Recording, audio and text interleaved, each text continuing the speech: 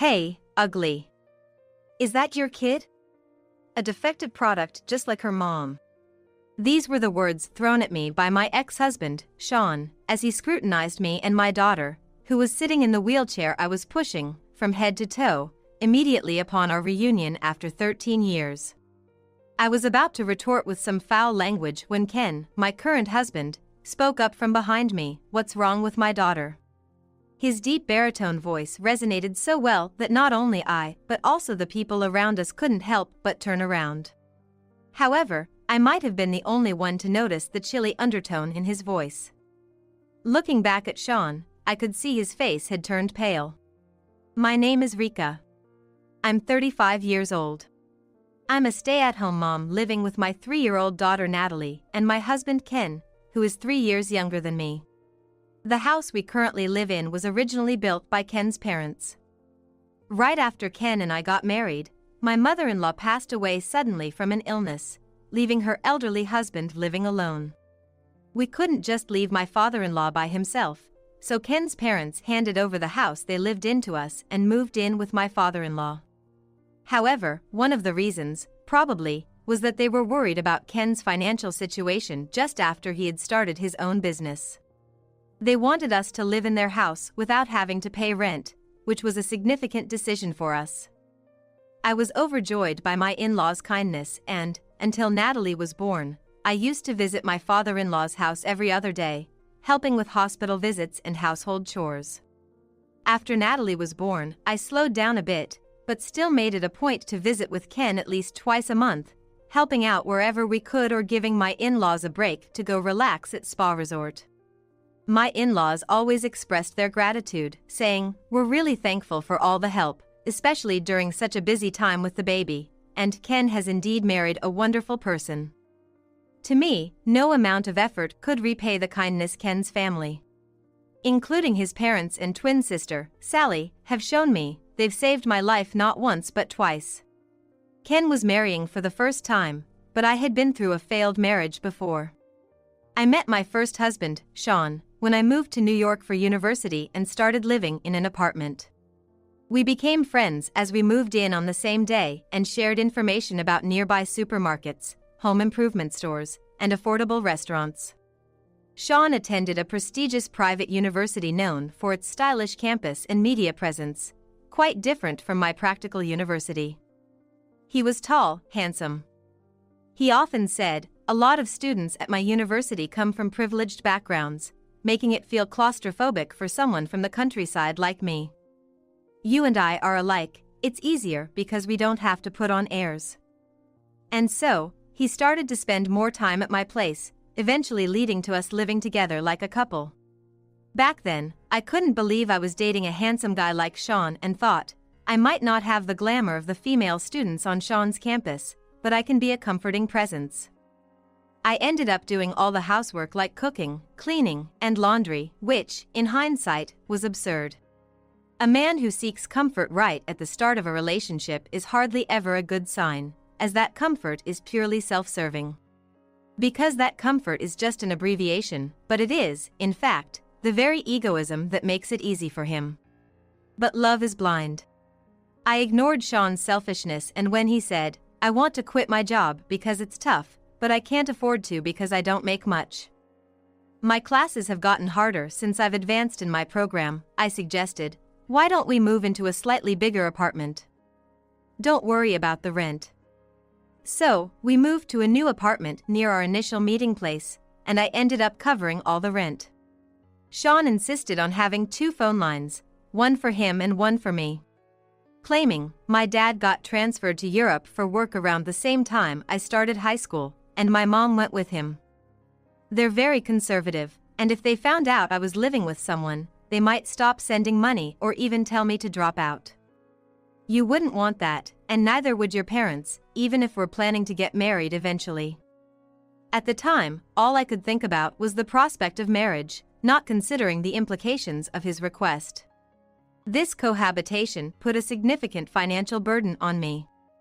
Since the apartment lease was in my name, I was responsible for not only the rent but also for utilities like electricity, gas, water, the landline phone bill, and internet charges, all of which were being withdrawn from my account. Initially, Sean had nobly offered, "Since you're covering the rent, I'll pay more towards the utilities." However, it wasn't long before he started saying, "Sorry, Rika. I'm short on cash again this month because of social obligations.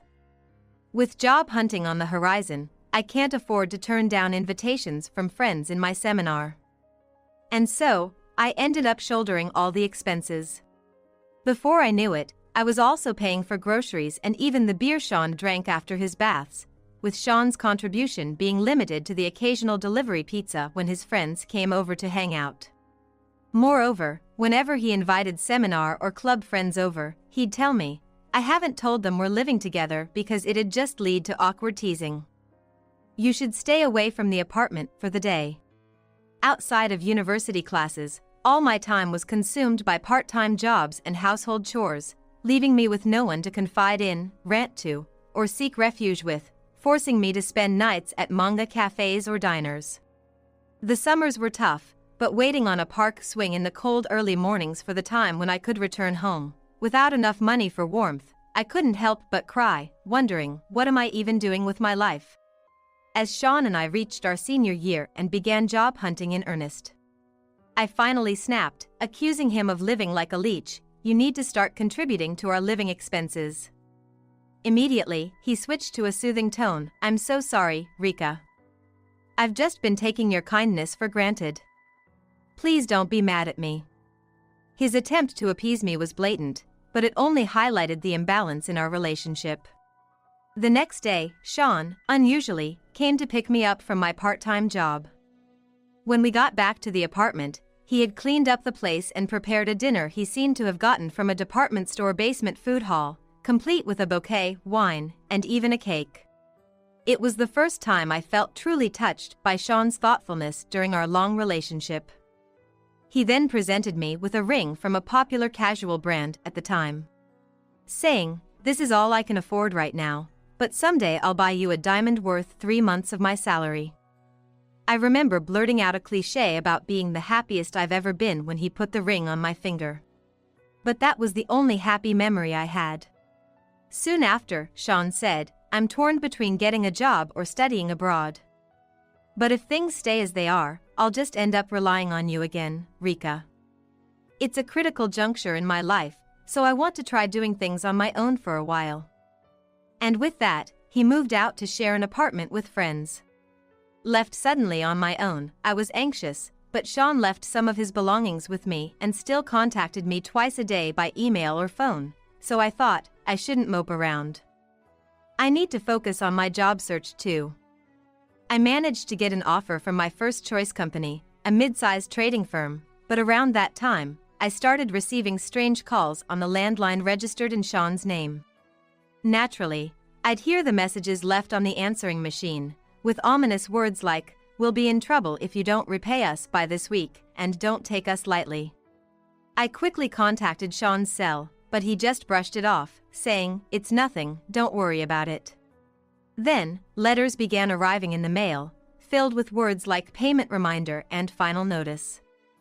When I confronted Sean more forcefully, he snapped, saying, "Stop nagging. I've been putting up with someone as ugly and defective as you this whole time, so the least you can do is pay this off as a thank you." After that, he stopped answering my calls. Deceived by his regular contact, I realized too late that I hadn't asked for Sean's new address. When I tried contacting his university, they refused to give me any information, saying, "We can't disclose that to unrelated individuals." Desperate for any clue, I opened some of the cardboard boxes Sean had left in the apartment. Inside were documents from several finance companies hinting at debts, old clothes with no resale value, and a used, outdated laptop. There was nothing that could lead me to Sean's parents' address or his current whereabouts, making me realize I was nothing more than a source of money to him. But things got worse when, not long after losing contact with Sean, 2 men in suits showed up at my apartment, informing me that as Sean's wife and guarantor for his debts, I was expected to repay them promptly. The additional blow at a time when I hadn't even recovered from the shock of being abandoned by Sean was enough to devastate me. It was Ken and his family who rescued me from this situation. That's why I've always wanted to do everything I can for my parents and Ken. However, as I was pushing my daughter Natalie's wheelchair through the mall, I had an unexpected reunion. That was with Sean, the man who had betrayed and abandoned me 13 years ago. He looked at me and Natalie rudely, then approached with an unpleasant smile. And the first thing he said was, "Hey, ugly. Is that your kid? A defective product just like her mom." I was about to lose my temper, not just at the insult to me but to my innocent daughter, when a man stepped in between Sean and me. It was Ken, my husband. "What's wrong with my daughter?" Ken asked, his voice carrying clearly. Passers-by stopped to see what was happening. But Sean, for some reason, turned pale and didn't retort. As Natalie and I looked back and forth between Sean and Ken, Sean, unable to withstand the surrounding gazes, snapped at Ken, "This is private. It's none of your business, right?" But Ken, unflustered, replied, "I'm involved because it concerns my family. Otherwise, I wouldn't bother speaking to someone like you." Then, turning to Natalie, he said with a smile, "Mommy and Daddy have some business to take care of. Auntie will be here soon to pick you up, so why don't you go to her house first?" Hearing that, I couldn't help but exclaim, "What?" However, Natalie, who is unusually composed for her age and not easily surprised, said, "Okay. Since it's a celebration, make sure you come early." Soon after, Ken's sister, Sally, arrived with her children, and Natalie left with them, leaving the scene behind. Then, Ken, losing the initial momentum and slightly stooping towards Sean, who seemed somewhat diminished by the confrontation, pressured with a half-smile, "Let's have an adult conversation, shall we? It's best we move somewhere else rather than providing a free show for the public." Sean, not particularly short but significantly overshadowed by Ken's near 6 feet 3 inches stature, and faced with Ken's unsmiling gaze, probably thought it better than being gawked at by onlookers and surprisingly agreed to Ken's suggestion to change locations. The three of them took a taxi and arrived at the building housing Ken's office. With the push of an elevator button and a glance at the tenant directory next to it, Sean realized they were headed to a law firm, which made his complexion turn pale again. But it was too late to run away, so he reluctantly joined them in the elevator. On his supposed day off, Ken appeared with a stern face, bringing his wife, me, and a guest, which surprised the office staff. However, by the time we were escorted to the back reception room, they had regained their composure. Watching Ken's profile, I too managed to calm my nerves. The only one who remained visibly restless and uneasy was Sean. Seeing Sean state, Ken, with a sly smile, placed a stack of documents on the table after asking a staff member to bring them and casually mentioned, "It's terrifying how coincidences work, isn't it? To think we'd meet the very person involved before showing this investigation report to the chairman." Sean's complexion grew even worse upon hearing this, but I had no idea what they were talking about. Noticing my confusion, Ken began to explain to both Sean and me. The chairman he mentioned was a major client of Ken's office, the current chairman of a machine tool manufacturing company. Recently, the chairman personally summoned Ken to the company's headquarters, where he was introduced to the chairman's youngest daughter, who had just returned from studying in the United States. The chairman had a special request. He wanted an investigation into a man's background to be kept confidential. And there, in the sales department, was none other than you, right? Sean Smith? Well, you were using a different spelling for Sean back then, Ken continued with a grin, making Sean's face grow even paler. Ken went on to explain that the chairman's granddaughter, while studying in France, had formed a relationship with a man at the same graduate school, promising each other a future together. This man had dropped out of a university just before graduating and moved to France to enroll in a local university. After graduating, he worked for U.S. company's local branch but left, seeking further education in graduate school. The granddaughter, a smart woman, had fallen deeply in love with this man, who supported her through the homesickness after enrolling in a French university. Having completed her master's degree earlier than him, she returned to Japan with him and asked her grandfather, the chairman, to approve their marriage and to consider him for a position in the family-owned company. The chairman was completely unaware of this man's existence around his granddaughter in France. However, the executive director, the chairman's daughter, had met the man several times during business trips to France and had been introduced to his parents stationed there. The executive director thought it too sudden for her adult daughter to marry and immediately join the family business as a future executive.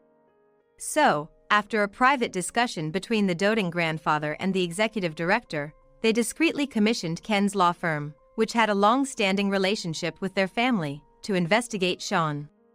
Feeling a bad premonition, I asked, "Don't tell me, that man isn't Sean, is it?" But before Ken could answer, Sean snapped back, "What? It's a problem if it's me. We've been over for ages, and who I marry has nothing to do with you." Sure, Sean was a part of my past I'd rather forget, and I had no interest in his current affairs, but there was plenty I wanted to say to him out of spite.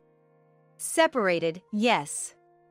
But right before that, you filed for our marriage without my consent, made me a guarantor for your debts, then disappeared," I shouted, and Sean seemed taken aback for a moment but quickly smirked. "You say that, but you wanted to marry me back then. I just made your dream come true, and in return, you helped a bit with my debts." Pointing at Ken, he continued, "I was worried when I had to update my passport at the embassy. But when I checked back here, I was relieved to find I was single. I never thought someone as ugly and defective as you would have someone else willing to take you in, so I was worried you might be waiting for my return." Just as I was about to lose my temper again, Ken stepped in. "I thought you had been quiet because you were reflecting, but a scumbag will always be a scumbag," he remarked, then smoothly explained how our marriage was annulled, leaving Sean officially single. It turns out, when Sean disappeared and debt collectors came for me, Ken's father, my father-in-law, was the first to offer me advice. One of my part-time jobs was tutoring, and at that time, my student was Ken's twin sister, Sally, who has now become my sister-in-law. Sally was a bright kid but had started to skip school due to being ostracized by her classmates. Hired by her concerned parents, I learned that Sally was excluded for standing up for a friend who was also being ostracized. Trying to cheer her up, I not only helped with her studies but also listened to her problems, which endeared me to her parents and grandparents, who began treating me like family. Sally happened to be visiting with her mother to share the news of her recommended admission to the college she wished for, right when the debt collectors showed up at my apartment. Shocked by my exhausted state and furious to learn about the marriage registration done without my consent and being made a guarantor for debts, she immediately contacted her father and grandfather, who brought me to this law firm. From there, my father and grandfather mobilized all their resources to resolve the situation. They started by filing for annulment due to the unauthorized marriage registration and negotiating with the financial institutions about the invalidity of me being made a guarantor against my will. It was a tough battle, but given their expertise in this field, they managed to successfully resolve both issues, I was told. Facing a lawsuit for annulment and dealing with stubborn financial institutions was a tremendous effort, especially as Sean was nowhere to be found. Meanwhile, overwhelmed by this sudden misfortune, the shock of being abandoned by Sean, and the turmoil that jeopardized my college graduation and employment offer, I worried about how I could ever afford the attorney's fees.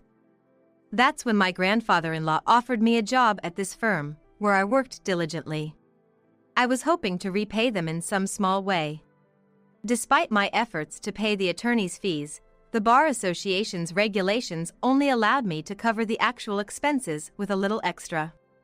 Thanks to their efforts, the marriage was ultimately annulled, and I was also released from being Sean's guarantor for his debts. So technically, you're not Rika's ex-husband. You're just a blemish on her life, they told Sean. Still, Sean seemed unable to grasp the gravity of the situation, retorting, "Well, having a marriage history with such a woman would be boring anyway. And as for the debts, they're probably statute barred by now, so it doesn't matter." At that moment, Ken burst into laughter. Facing Sean's confused reaction, Ken retorted, "The statute of limitations hasn't kicked in. I believe you'll be seeing some collection efforts starting this coming week." Sean might have thought that after 13 years, his debts were time-barred, but thanks to my grandfather-in-law, I was removed as a guarantor. The financial institution, unable to track down Sean, devised a plan and transferred Sean's debt to a debt collection agency they had ties with. In cases like Sean's, where repayment was dodged or delayed, making the bad debt unrecoverable, financial institutions often sell these debts to debt collection agencies. These agencies, then, are professionals in collections, employing all legal means possible, thanks to their extensive knowledge of the law. The agency that purchased Sean's debt was no exception, and after proceeding with various legal steps, a court judgment initiated by the collection company has reset the statute of limitations for another 10 years, making the debt fully valid today. Moreover, the total debt, now inflated with accrued late fees and legal costs, has skyrocketed to several times the original amount. Hearing this, Sean momentarily looked disheartened but then defiantly claimed, "Ah, such trivial money. Once I marry into that company's granddaughter's family and land a job there, it'll all be manageable." Such was Sean's shallow thinking. He probably assumed that marrying into the family as planned and securing an executive position at his father-in-law's company would make the debt repayment seem trivial. However, when Ken reminded him, "Do you remember what I mentioned earlier? Who had hired me to investigate you?" Sean's face turned completely pale. The truth is, Ken is Sally's twin brother. While I had little interaction with Ken when I tutored Sally, only exchanging greetings, Ken had developed an interest in me after hearing Sally sing my praises like a sister. Eventually, as I unexpectedly started working at the office and Ken, having passed the bar exam during his university years, began working there too, he proposed to me, considering marriage. Despite my past and owing much to my grandfather-in-law and his family, I initially refused, feeling it was improper. Yet, Ken revealed he had known about Sean all along and still wished to marry me, with the full support of his parents, grandparents, and Sally. By then, my parents, fully aware of my circumstances, also blessed our union, leading to a happy marriage with Ken. Unlike me, who wanted to seal away the past, Ken had harbored a desire for revenge against Sean for years. The request from the chairman was initially thought to be a coincidence of names, but further investigation confirmed that the Sean Smith, who was the chairman's daughter's boyfriend, was indeed the same Sean Smith who had discarded me like trash.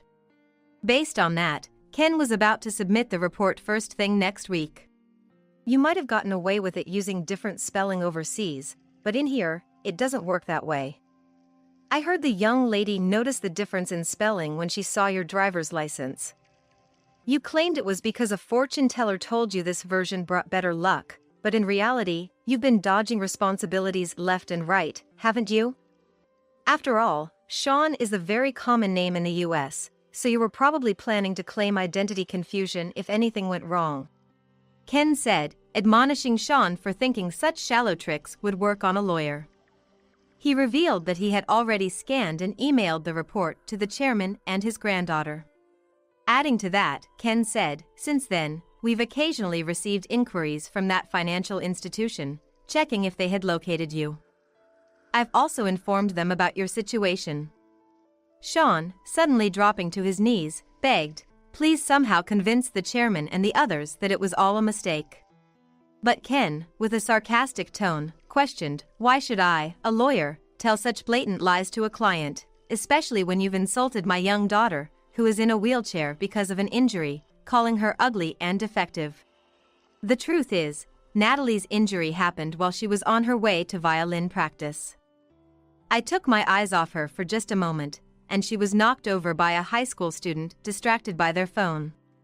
Since then, Natalie has been somewhat withdrawn, worrying Sally and her kids, who, upon learning that Natalie won a prize in an art competition, suggested, 'Let's celebrate her achievement.'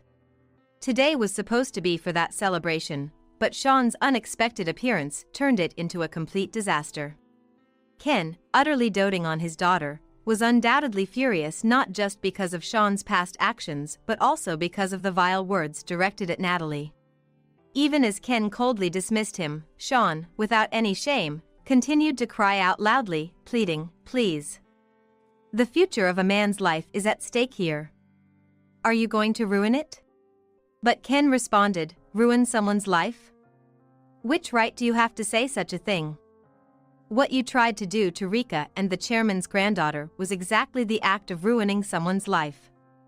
It's like the saying, curse others and you dig two graves. A boomerang that came right back at you. You should accept it gracefully. When Sean still tried to cling to him, Ken brushed off his arm and said, the exit is that way, calling the building's security to escort Sean out with a flick of his hand. As Sean's cries and resentments faded away, Ken and I exchanged smiles. Later on, Sean rushed to his girlfriend, the chairman's granddaughter, and made excuses, but she, already harboring suspicions, was outraged by the revelation of the truth and refused to see him again, effectively giving him the boot. However, the chairman and the executive director, upset over their beloved daughter and granddaughter being hurt, took further action. Sean, attempting to reconcile and bombarding her with messages and emails, was reported to the police for suspicion of being a fraudster trying to marry and infiltrate the company with a fake resume. While it didn't escalate to a criminal case, a warning was issued for the stalking. Sean, persistent in continuing his harassment, was eventually arrested and prosecuted. Though he received a suspended sentence with probation instead of jail time, the conviction meant he could find employment nowhere, not just outside of Tokyo but across the entire country, despite superficially returning to his normal life. Finding himself in a desperate situation, Sean once again tried to go to America, hoping to find employment there, but with a criminal record, he struggled to obtain a visa and had to give up on that plan. Moreover, after learning everything from the chairman and the police, his parents disowned him, leaving Sean truly alone. Facing unavoidable debt repayment, he tried to find odd jobs, but, without a smartphone due to being blacklisted, an expired driver's license, and no fixed address, decent work was impossible to come by. I heard through the grapevine that he ended up working for a shady handyman service introduced by the debt collectors, living in a dormitory with no privacy and working from dawn till dusk. But I decided to forget about it as soon as I heard, as it had nothing to do with me. On the other hand, Ken and I moved from our suburban house to a condo near the private elementary school Natalie plans to attend, once her injury had healed. Natalie, who has been averse to taking the train since the accident, liked the bus accessibility and the view from our high-rise apartment, seeming happier every day.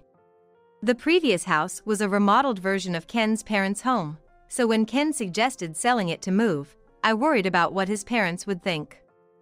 However, they, enjoying their second life in a warm seaside town, told us, the happiness of our son, his wife, and our granddaughter is what matters most.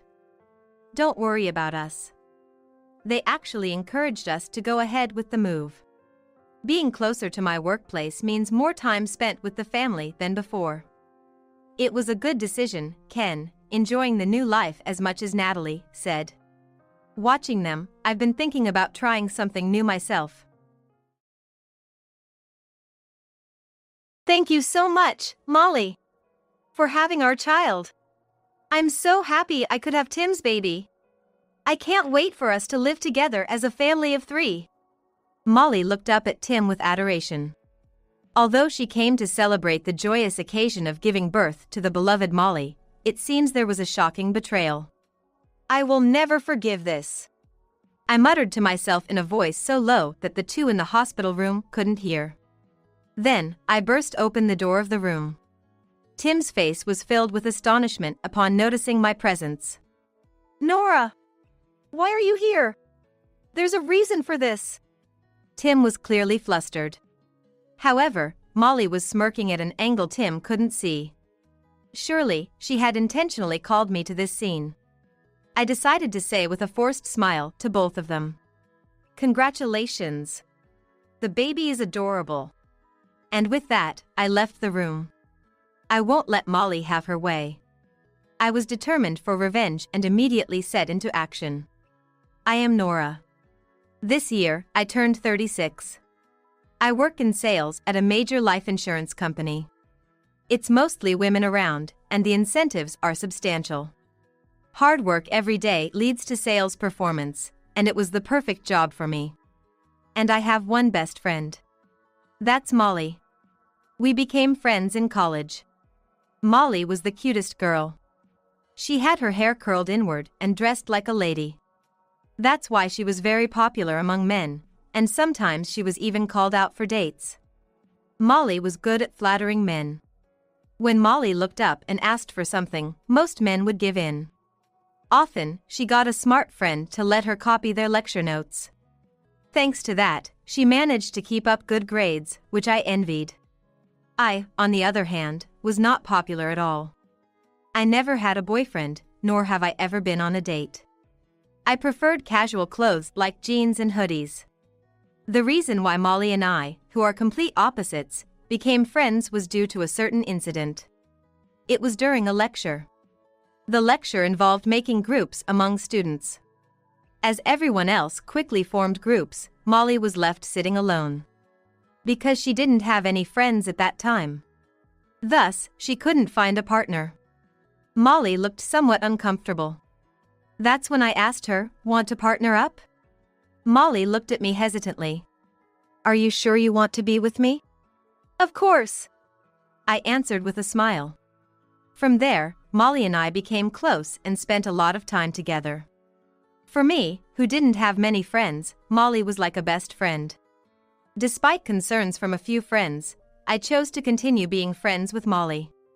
Although it seemed Molly occasionally had trouble with men, she treated me just fine. After graduating from college, we both became busy and our communication decreased. However, the fact that we are important friends hasn't changed. I want to cherish that going forward. I met my husband, Tim, after I started working. The meeting was through an acquaintance's introduction. Worried about my lack of encounters, the acquaintance hosted a dinner party. By chance, Tim sat next to me at the party. Tim talked to me in a friendly manner. For me, who had little interaction with men before, this was very refreshing. After the dinner party ended, Tim approached me. "Nora, I thought you were the cutest. Would you mind if we exchanged contact information?" Tim said, smiling. No one had ever said such things to me before. Men in my college days always cared only about Molly. I was like air to them.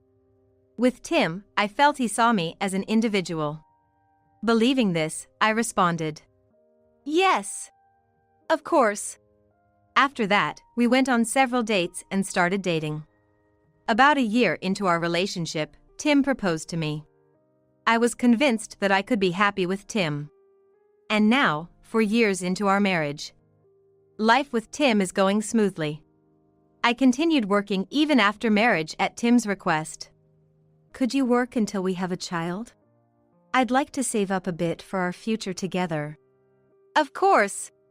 I'll do my best." I thought Tim's request was only reasonable, and I've been working hard at my current job. And just recently, we bought a new house. We had been renting an apartment right after getting married, but a property close to our parents' house came on the market. The 35-year mortgage is tough, but I'm thrilled we have our own home. Our married life seems smooth sailing, but there's one concern. We haven't been able to conceive. Even after 4 years of marriage, we've been unable to have a child. Many families live in our neighborhood, and I often see babies around. Initially, Tim was encouraging, but lately, he hasn't said much. He probably doesn't want to get my hopes up unnecessarily. Thinking this, my heart feels a bit heavy. One day, while checking my social media as usual, I received a direct message. It was from Molly. She wanted to catch up after a long time. Feeling nostalgic and happy, I replied. Molly seems to be living at her parents' home now. And coincidentally, we found out that her parents' house and mine are close, so we decided she would come over to my place on the promised Sunday. "It's been a while, Nora. Your new house is lovely." Molly greeted me with a smile as soon as she arrived. "Thanks. Let me introduce you. This is my husband, Tim." I introduced Tim, who was next to me, to Molly. I had already told Molly about my marriage beforehand. "Wow, what a wonderful husband. Nice to meet you, I'm Nora's best friend, Molly. Molly introduced herself with a bright smile. Then, Tim's cheeks turned a bit red. Nora has such a cute friend. You must be really popular, right? Tim talked to Molly with a grin. After that, the three of us chatted pleasantly. Then, Molly made a suggestion. How about we start a group chat for the three of us? That way, we can keep in touch easily. I really enjoyed talking with Tim, what do you think? Molly was confident, as if it was a brilliant idea. Yeah. I felt a bit troubled. I wasn't sure about Tim's feelings, and it might be awkward for him. As I was pondering what to say, Tim leaned in. That sounds great. I'd love to talk more with Molly. Tim was smiling cheerfully. And so, we decided to start a group chat among the three of us.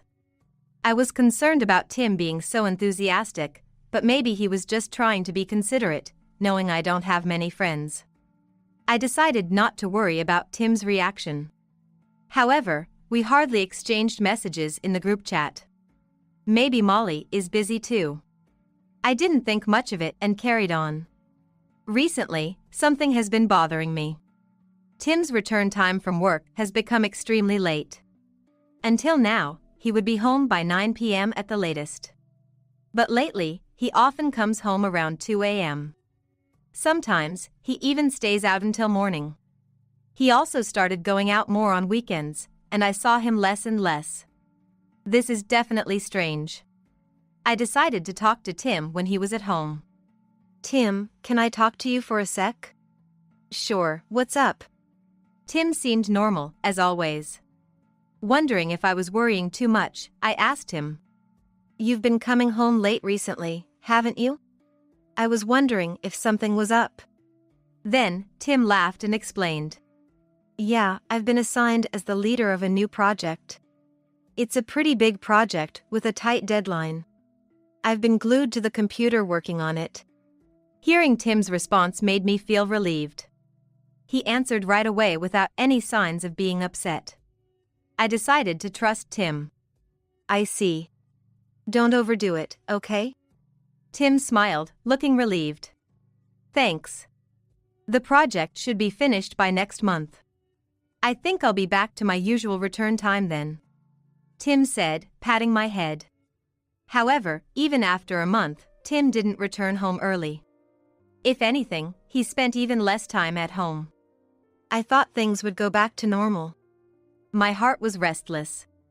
Then, a few months later, as my relationship with Tim grew colder, Molly brought some happy news. It happened one evening after work. I saw a missed call on my smartphone. Looking at the caller ID, I muttered to myself. It's from Molly. I found it unusual to get a call from Molly and called her back right away. Luckily, Molly picked up immediately. Nora? Sorry, I haven't been in touch much. How have you been? Hearing Molly's usual cheerful voice was comforting. Tim's behavior has been odd lately. Carrying this worry alone has been hard. I discussed Tim's current state with Molly.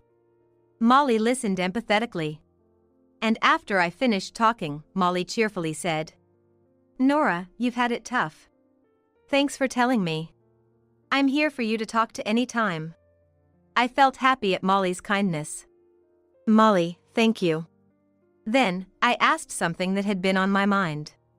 By the way, what was the call from you about? It's rare for Molly to contact me. When I asked, Molly hesitated. This is hard to say, but I'm pregnant. Really? Congratulations! I was truly happy about Molly's pregnancy. I honestly felt joy for my best friend Molly's pregnancy. Deep down, I want a baby too. So, while I congratulated her, part of me felt a pang of sadness. Thank you. I'll let you know when I give birth. Come celebrate in the hospital. Molly seemed happy. And after that, we had some light conversation before hanging up. After the call, tears started rolling down my face. Molly was going to have a baby. But there was no sign of one coming to me despite my wishes. And the relationship with Tim, who was supposed to become a father, was cooling down. Indeed, there was no sign of Tim coming home today. Eventually, I spent the whole day crying alone. Some time passed, and I got a message from Molly. I gave birth to the baby. Please come and see. I want you to celebrate, Nora. Congratulations, Molly. After receiving the call, I rushed to the maternity ward of the hospital where Molly was admitted. When I arrived at the hospital room Molly had told me about, the door was slightly open. I peeked into the room through the gap in the door to see if Molly was inside. That's when I saw a shocking scene. Why is Tim here? I muttered quietly to myself. For some reason, Tim was standing right next to the bed where Molly was sitting. And then Tim said something unexpected. Molly, thank you so much for having our child. Tim said, tears in his eyes. I'm happy I could have Tim's baby. I can't wait for the three of us to live together as a family. Molly looked up at Tim adoringly. Of course. There's no child between Nora and me. I'll divorce her right away and be with you. Really? Thank you, Tim. I love you. Molly spoke to Tim happily. I just glared at them in silence. I came to celebrate Molly's childbirth, only to find such a shocking betrayal. I will never forgive this. I muttered quietly enough that the two in the room couldn't hear. Then I flung open the door of the room. Tim's face was filled with astonishment upon noticing my presence. And he was clearly flustered. Nora! Why are you here? No, there's an explanation for this. Tim was clearly panicking, thinking about how to cover up the conversation I had just overheard. It was hard to believe this was the same person who confidently declared divorce a moment ago. I glared at Tim. And I stared sharply at Molly. Nora. I'm sorry?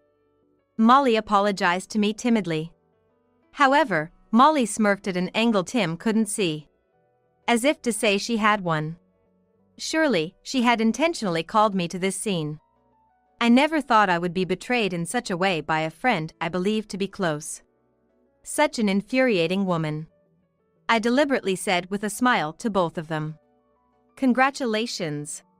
The baby is adorable. You two should live happily together. Huh? Ignoring the stunned Tim, I said, well, I have things to do. So, I'll be leaving now. And left the room. I won't let Molly have her way. I was determined for revenge and immediately set into action. I went straight home. I packed only my belongings and immediately called a handyman service. Then, I made a bold request to the handyman who arrived. Please dispose of everything here right now, I said, asking them to throw away Tim's belongings. My belongings fit into just one suitcase. Only valuable items and clothes, that's all. The furniture and appliances were purchased by Tim. I had agreed to pay back the mortgage on the house in my name in exchange for Tim buying the furniture and appliances. So, they were all unnecessary for me. The disposal cost was quite high, but I planned to bill Tim and Molly for it later. Then, I contacted a real estate agency and requested an immediate buyback. To sell the house and land. Fortunately, the house was fairly new with little degradation. Plus, it was close to the station and convenient. Therefore, the purchase price was better than expected. I was worried because there was still a lot of mortgage left, but it seems I could offset it to some extent. Thanks to the handyman service, the inside of the house was emptied. Tape was put up outside to prevent trespassing. A for sale sign from the real estate agency was also placed. It was no longer my house. I felt a bit sad, but I just took my suitcase and went back to my parents' house. And 5 days later, it was about time for Molly to be discharged from the hospital. As I was thinking about it, my smartphone received multiple calls. The caller was Tim. Despite ignoring it, he kept calling. Hello. I reluctantly answered the phone. Nora? Where are you now? Tim sounded panicked as he spoke. I told him firmly. It doesn't matter where I am, right? You're only interested in Molly and the baby. You are hardly ever at home anyway. Perhaps because I spoke the truth, Tim was at a loss for words. But thinking that staying silent wouldn't progress the conversation, Tim began to speak hesitantly. Molly was discharged with the baby, so I came back home only to find it turned into a house for sale. I was planning to live here. What's going on? I was half amazed that he only noticed now. Plus, it seemed Tim intended to bring Molly and the baby to the house in my name. It was too ridiculous and appalling. At that moment, something piqued my curiosity. Where have you been until now? I would have expected him to call sooner. Yet, he only called today. That's way too late. Tim hesitantly answered. At a hotel. According to him, he stayed near the hospital all this time. For Molly after childbirth. Molly's hospital room allowed for mother and child to stay together, spending most of the time with the baby until discharge. But taking care of a baby right after birth is hard. So, Tim decided to help with the care during visiting hours. I was surprised to hear Tim's story. You still had paid leave left? I thought you'd have used it up by now. Tim always used up his paid leave as soon as he got it. Therefore, I was surprised that Tim still had any paid leave left. Then, Tim dropped a bombshell. Actually, I took paternity leave. What? I was dumbfounded upon hearing that. As I suspected, Tim had no paid leave left. So, he lied to his company to take paternity leave. Paternity leave? For a child with your affair partner, you actually applied for it? If it were for my childbirth, taking paternity leave would have been understandable. But the other party was Molly. It's unheard of to take paternity leave for the childbirth of an affair partner. It was beyond unreasonable. Then Molly, who seemed to be with him, retorted. It's fine because we're going to be a real family soon. Besides, we planned to kick Nora out and live in that house. Why did this happen? Molly complained over the phone. My child-rearing plan is ruined. She said something nonsensical. Molly planned to take the house and Tim from me and live a comfortable life. Truly appalling to listen to. I sighed deeply and said, the house was in my name. If Tim and I aren't continuing our marital life, there's no need for me to pay for the mortgage, right? That's why I sold it to a real estate company, I explained, leaving Molly speechless. What? Then where are we supposed to live? I already told everyone we'd move there. Molly sounded slightly panicked. I thought I could take everything from Nora. This is terrible. She tried to shift the blame to me. Tim was also perplexed. Between Molly's hospital fees and staying at the hotel, all our savings are gone. We hardly had any savings to begin with. He mumbled. Blaming their mistakes on me was just wrong. I made it clear. I don't care about your affair or your circumstances. Plus, the sale contract is already finalized, so if you enter the house without permission, it's trespassing. What? Tim was speechless at my explanation. He probably hadn't thought it through that far. Molly seemed to be pressing Tim. What are we going to do, Tim? We have a baby, we can't just sleep outside? From Molly's tone, it was clear she was panicking. I could hear the baby crying over the phone. It must have been quite a scene. Amidst this, I remembered something. So, I kindly informed them. Oh, by the way, I disposed of all Tim's belongings. What? Tim sounded as if he couldn't comprehend. He must be unable to accept reality. I explained politely to Tim. The house sale meant your stuff was in the way. Plus, I don't need furniture or appliances bought by someone who cheated on me, and of course, I'll be demanding the disposal cost from you, I said, and Tim fell silent. Taking advantage of Tim's silence, I continued. You should be hearing from the lawyer, so don't run away. Then Molly snapped at my statement. What? Why do I have to pay? We just had a baby, and we're going to have a lot of expenses. Molly's attitude was one of complete disbelief. She lashed out at me, just because Tim broke up with you. You're ugly, not just in looks but in your heart too. This must be Molly's true nature. From the start, she never thought of me as a friend. I was just a convenient presence for her. But I wasn't going to just take it lying down. I explained firmly to Molly. Molly, let me make this clear. What you did is a clear case of infidelity, and it's despicable. You went after a married man, so at least take responsibility financially. Ugh. Molly gritted her teeth in frustration. I could even hear the grinding of her teeth over the phone. She must have been really upset. Molly, who had looked down on me in secret.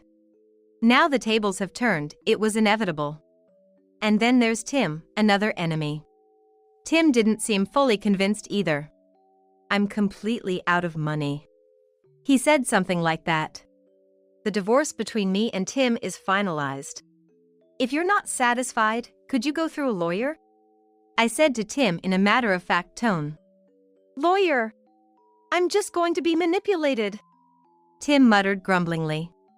Then, Tim started saying something outrageous. There was no child born between Nora and me. You have a job, so you'll be fine even if we divorce, right? Molly gave birth to my child. Are you a demon to corner us like this? Tim was deflecting, completely ignoring his own infidelity. It was Tim who had said he wanted me to work until we had a child. And now, he's bringing up my job in this situation. It wasn't like I didn't want to get pregnant. I was frustrated beyond belief. Molly was no better, trying to lord her childbirth over me. Indeed, Nora didn't get pregnant, right? If it weren't for me, Tim would have been childless forever. So, Nora should be crying and thanking me. She said that to me without any hesitation. Excuse me? I was irritated by Molly's words. Why should I be thankful when it's Molly and Tim who did wrong? Truly, Molly and Tim are geniuses at irritating people. They must be two of a kind. Digging deep into someone's wounds. I sighed heavily. I couldn't let Molly and Tim win this. I spoke calmly. I've already hired a private investigator. We have enough evidence of Molly and Tim's affair. If you want to argue further, we'll see you in court. As soon as I mentioned court, Tim and Molly started panicking. Court? If my company finds out, it'll be a disaster. You can't do that, right? We don't have time for a court case with a baby. Nora, you're just jealous because I had a baby. Such a narrow-minded person. The tirade from Tim and Molly continued. Thinking these were the husband and best friend I had cherished made me sad. But I calmed myself and spoke to them calmly. Anyway, the divorce is settled. Just wait for the notice from the lawyer. I was about to hang up after saying that when I suddenly remembered something. By the way, is the baby really Tim's? What do you mean? Tim's response was baffled. He must trust Molly completely. Tim was head over heels for Molly. So, I don't think he's in a position to make a rational judgment. I just said what I was thinking. Because it's only been about 7 months since Molly first came over, right? The timing doesn't add up. You and Molly met for the first time that day, didn't you? When I asked, Tim said, yeah, but... Molly, thinking it was bad, cut into our conversation. Tim, we were talking about other things, right? We have to do something about that. She spoke to Tim. Her tone was clearly panicked. I thought so and informed them with a sense of conviction. If the baby's due date isn't significantly off, then it might not be Tim's child, right? Molly has always been surrounded by men, I said, and chuckled. Unless Molly had a very premature birth, it's almost impossible for the baby to be Tim's. I couldn't help but think how Tim could believe it was his child. No way! Tim's voice was clearly trembling. He seemed to have realized the irreversible mistake he had made. And then, with a voice turned pale, Tim confronted Molly. Molly! What's all this about? This baby is really mine, right? But Molly remained silent. Tim was questioning Molly. If you look closely, the baby's eyebrows are very distinct, but both you and I have thin eyebrows, right? Explain properly. I chuckled to myself. Molly's child couldn't possibly be Tim's. There's no way a future where the two of them are happily married would come to be. Leaving them as is, they're probably headed for ruin. I gently pressed the end call button. Eventually, the divorce between me and Tim was finalized. But it was quite a struggle to get there. Tim didn't want to agree to the divorce. No wonder. He was supposed to divorce me and remarry Molly, but that became impossible. The baby born to Molly turned out not to be Tim's after a paternity test. Upon closer inspection, Tim noticed several facial features that didn't resemble either of them. And later, it was revealed that Molly had been cheating with various men simultaneously. Molly had a history of infidelity, having been divorced by her ex-husband for that reason and returning to her parents' home. She had hardly ever been home, spending her nights out. Molly's parents were suspicious of her jobless, partying lifestyle, but couldn't kick her out as she hadn't caused any major problems until now. That probably made Molly even more brazen. She became even more devoted to her social life. Soon after, Molly's pregnancy was discovered, but naturally, the father was unknown. So, Molly chose Tim, who had a decent job. Among her other affair partners who were freelancers or worked for small companies with low salaries. They all looked good, which made them suitable for her flings. But with such men, a comfortable married life was out of the question. Hence, she targeted Tim. Molly planned to kick me out and live luxuriously off Tim's income. However, her plan failed when it was revealed the baby wasn't Tim's, leading to their separation. Moreover, I heard that among Molly's affair partners, there were other married men as well. Her parents were furious over this incident and disowned her. And then, they supposedly kicked Molly out of the house. Given Molly's past behavior, this outcome was inevitable. Molly's child is being raised by her parents. Probably because they knew Molly couldn't do it. Molly's parents will surely face a lot of hardship from now on, but I'm glad that the baby won't have to suffer. Molly has been missing since being kicked out of her home. The future of a woman in her late 30s without a home or job is easy to imagine. She's likely in a difficult situation. But it's all due to her own actions. I hope she reflects on them. As for Tim, after our divorce, he was fired from his job. The reason was the discovery of his fraudulent paternity leave, taken to accompany Molly during her childbirth, an obviously unacceptable act. He had taken leave under the pretense of my childbirth. But with our divorce and the revelation that I wasn't pregnant, his lie was exposed to his company. After being reprimanded by his company, Tim had no choice but to explain the situation.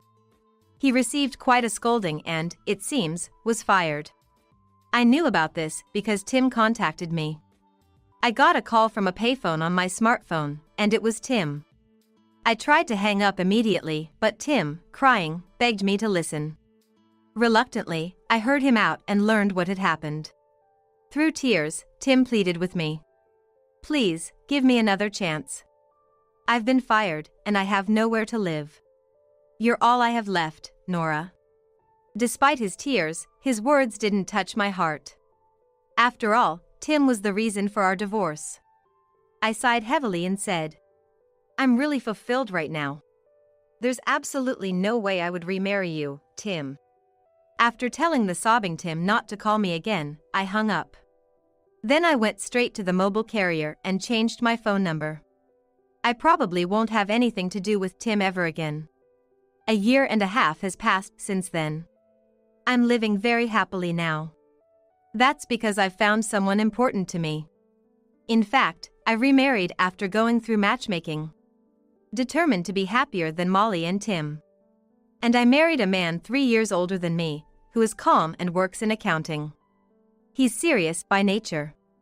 Compared to Tim, he might look plain, but his faithful demeanor left a good impression. After dating for about half a year, my husband and I got married. But that's not the only reason I'm happy. I'm pregnant with a long-awaited baby. We don't know the baby's gender yet, but my husband and I are counting down the days until the due date. I remember crying out of frustration when I found out about Molly's pregnancy. Now, those events feel incredibly nostalgic. Marriage and childbirth aren't the finish line. I think that's where everything starts. I'm happy I can start this journey with my kind husband. I'm looking forward to living happily with my husband and our soon-to-be-born child. Hello. Where are you right now? I'm on my way to a job interview. You withdrew money from my account, didn't you? The money I had saved up is gone. What's going on? I needed the money. I was planning to pay you back once I got a job, so I didn't say anything. Don't joke with me. This is nothing short of theft. Have you lost the ability to distinguish right from wrong?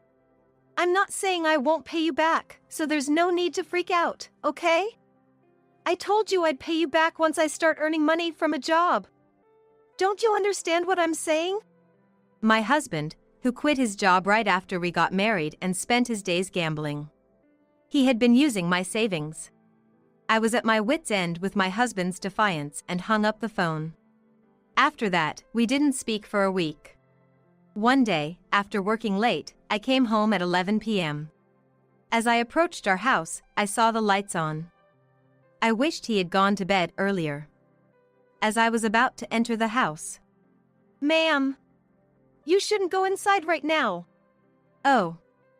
No. Why shouldn't I go inside, huh? It's not just your husband inside. He's borrowed money, you know. Actually, about that. Our neighbor, who had been lying in wait for me.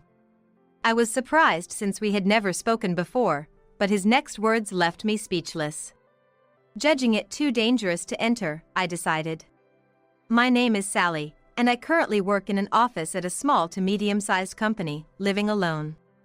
When I was in high school, my mother fell ill, and I started working right after graduating from high school. It was a tough decision for me at the time since going to college was not an option due to our family's financial situation. However, I was grateful to my mother, who raised me by herself, and I felt I had to work hard for her sake. Oh hi, I'll be heading out now. If you'd like, take this with you. You're going to the hospital to see your mom, right? Are these pastries? Here, I heard your mom is hospitalized, and I thought she might like these. Actually, a client brought it as a gift. You're always working hard, after all. Thank you so much. My mom loves sweets, so she'll be thrilled. Honestly, the reason I was able to get a job even with just a high school diploma was because it was an office job. Not to look down on all office workers, but the job is relatively simple. Because it's a job that even a high school graduate can do, I felt like I wasn't very important to the company. But everyone at the company, starting with the boss, was really kind to me, and there were many people who supported me as I worked hard for my mom. Mom, this is from the boss. He said you can have it. It's a pretty famous brand of sweet pastries. Wanna eat it together? Is that so? You are truly loved. It's just that everyone is kind. But the atmosphere at work is really good, and even as a high school graduate, I feel needed. I'm glad I took the job. Not everything was going smoothly. It wasn't a matter of life or death, but my mom was hospitalized, and those costs were nothing to sneeze at. Since I worked as an office worker, my salary wasn't that high, and after paying rent and hospital bills, there was hardly any money left over. Of course, I didn't have any money to spend on hobbies, nor did I have the time, but I wasn't lonely, nor did I suffer from mental stress. Moreover, recently, someone had been making advances towards me, and my heart was a bit fluttery. Sorry. I'm late. The meeting went on longer than expected. Did you wait long? Not at all, don't worry. Good. Then, since it's already late, let's go grab some dinner. He was a salesperson who had come to the company where I worked, and as an office worker, I had met him several times. At first, we interacted purely on a professional basis, but after he made advances, we went out for dinner. It had been years since I had gone out to dinner with a man, and I really enjoyed it. After a few months, we started dating, and a year later, we got married. Both of us were over 30, and there was a rush to get married, but I was glad I could marry him. However, my opinion changed about a month after we got married. You know, I've decided to quit my job. Excuse me? My current job isn't what I want to do. So, I'm going to pursue what I really want to do from now on. But what about our living expenses? For a while, we can manage on your salary. Don't worry, I won't be unemployed forever. Being newly married, and though not a lot, I was able to bring in a stable income. That's why I decided to support my husband's job hunting. A job is important as a means to earn money, and it's natural to seek a position that pays more. But since it's something you do every day, you shouldn't settle for less. I'm not the kind of person who can just say work is work and not get stressed about it. Alright, but my salary isn't that much, so try to find a job as soon as you can. Sure.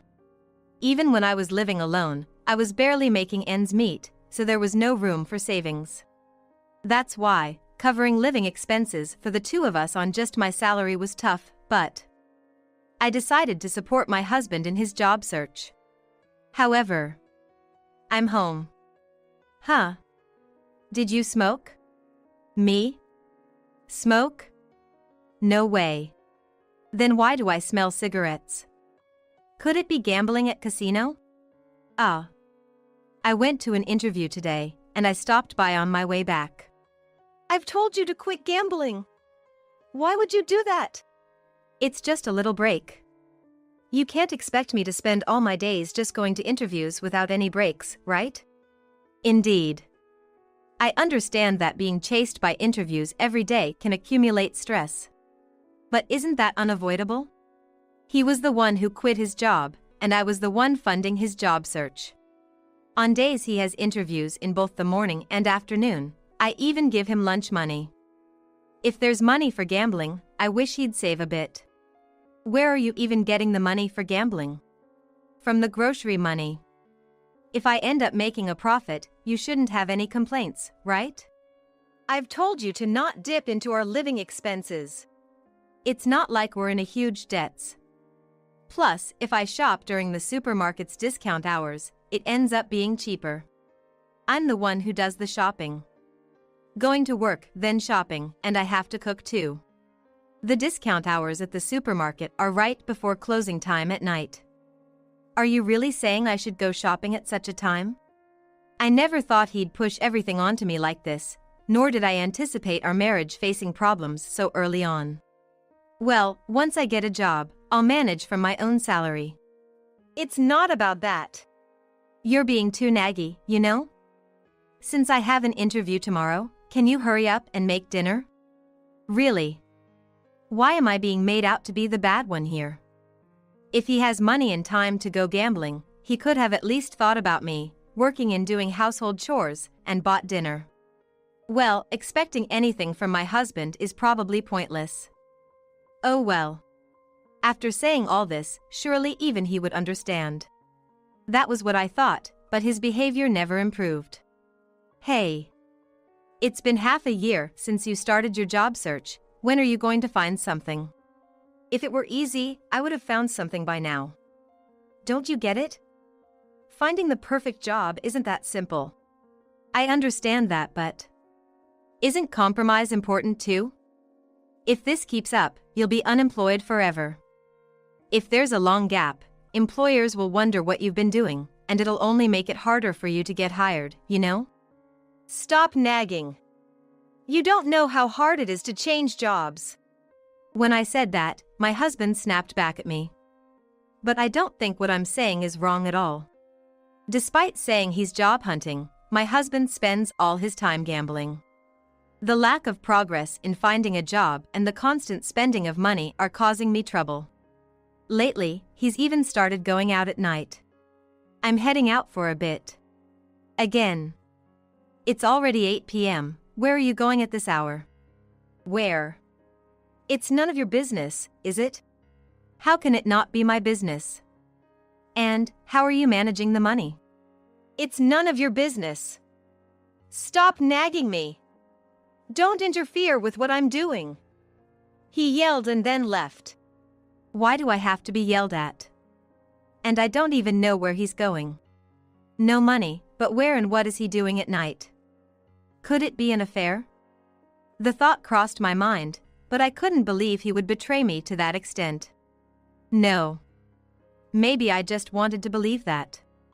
Despite having no money, going out night after night, an affair was the only thing I could think of, but I didn't want to add more worries to my plate. And so, about 3 months passed.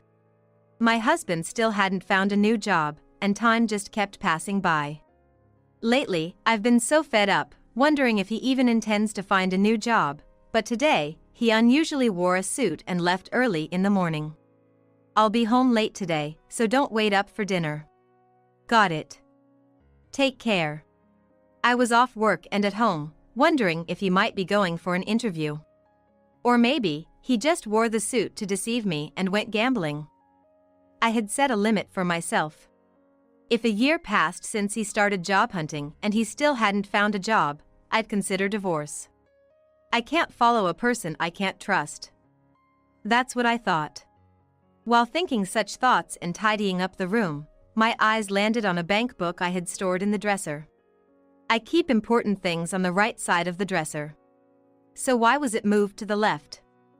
Thinking this, I quickly checked the contents of the bank account balance. And almost all the savings I had saved up were gone. What's going on? Who could have? Various thoughts came to mind, but there was only one suspect. My husband. He might be at an interview, but regardless, I called him. Hello. Where are you right now? I'm on my way to an interview. Did you withdraw money from my account? The money I had saved up is gone. What's going on? I needed the money. I was planning to pay you back once I got a job, that's why I didn't tell you. Don't mess with me. This is nothing but theft. Have you lost the ability to tell right from wrong? I'm not saying I won't pay you back, so there's no need for you to freak out, okay? I told you I'd pay you back once I get a job and start making money. Don't you understand what I'm saying? Hold on. Why am I being made out to be the bad one here? The current situation. It's 100% my husband's fault. I could understand if it were savings we saved up together after getting married. But this is money I've saved up on my own over 10 years. Even though it was tough just covering my mom's hospital bills and living expenses, I saved a little bit whenever I could. The amount might not have been huge, but such betrayal. I couldn't forgive. It's not about the amount. It was the betrayal by my husband that made me furious. Don't mess with me. You might as well not come back home, I said and hung up the phone. Maybe he needed money urgently. Well, most likely, he spent it on gambling or something, but even if not, shouldn't he have discussed it with me first? Just because we're family doesn't mean anything goes. Especially with money lending and borrowing among family, it has to be handled properly. It's a matter of trust. Even a child knows that.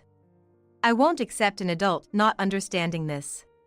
The more I thought about it, the angrier I got, and I couldn't control my emotions, that's how mad I was. That evening, I went to the hospital to discuss this with my mom.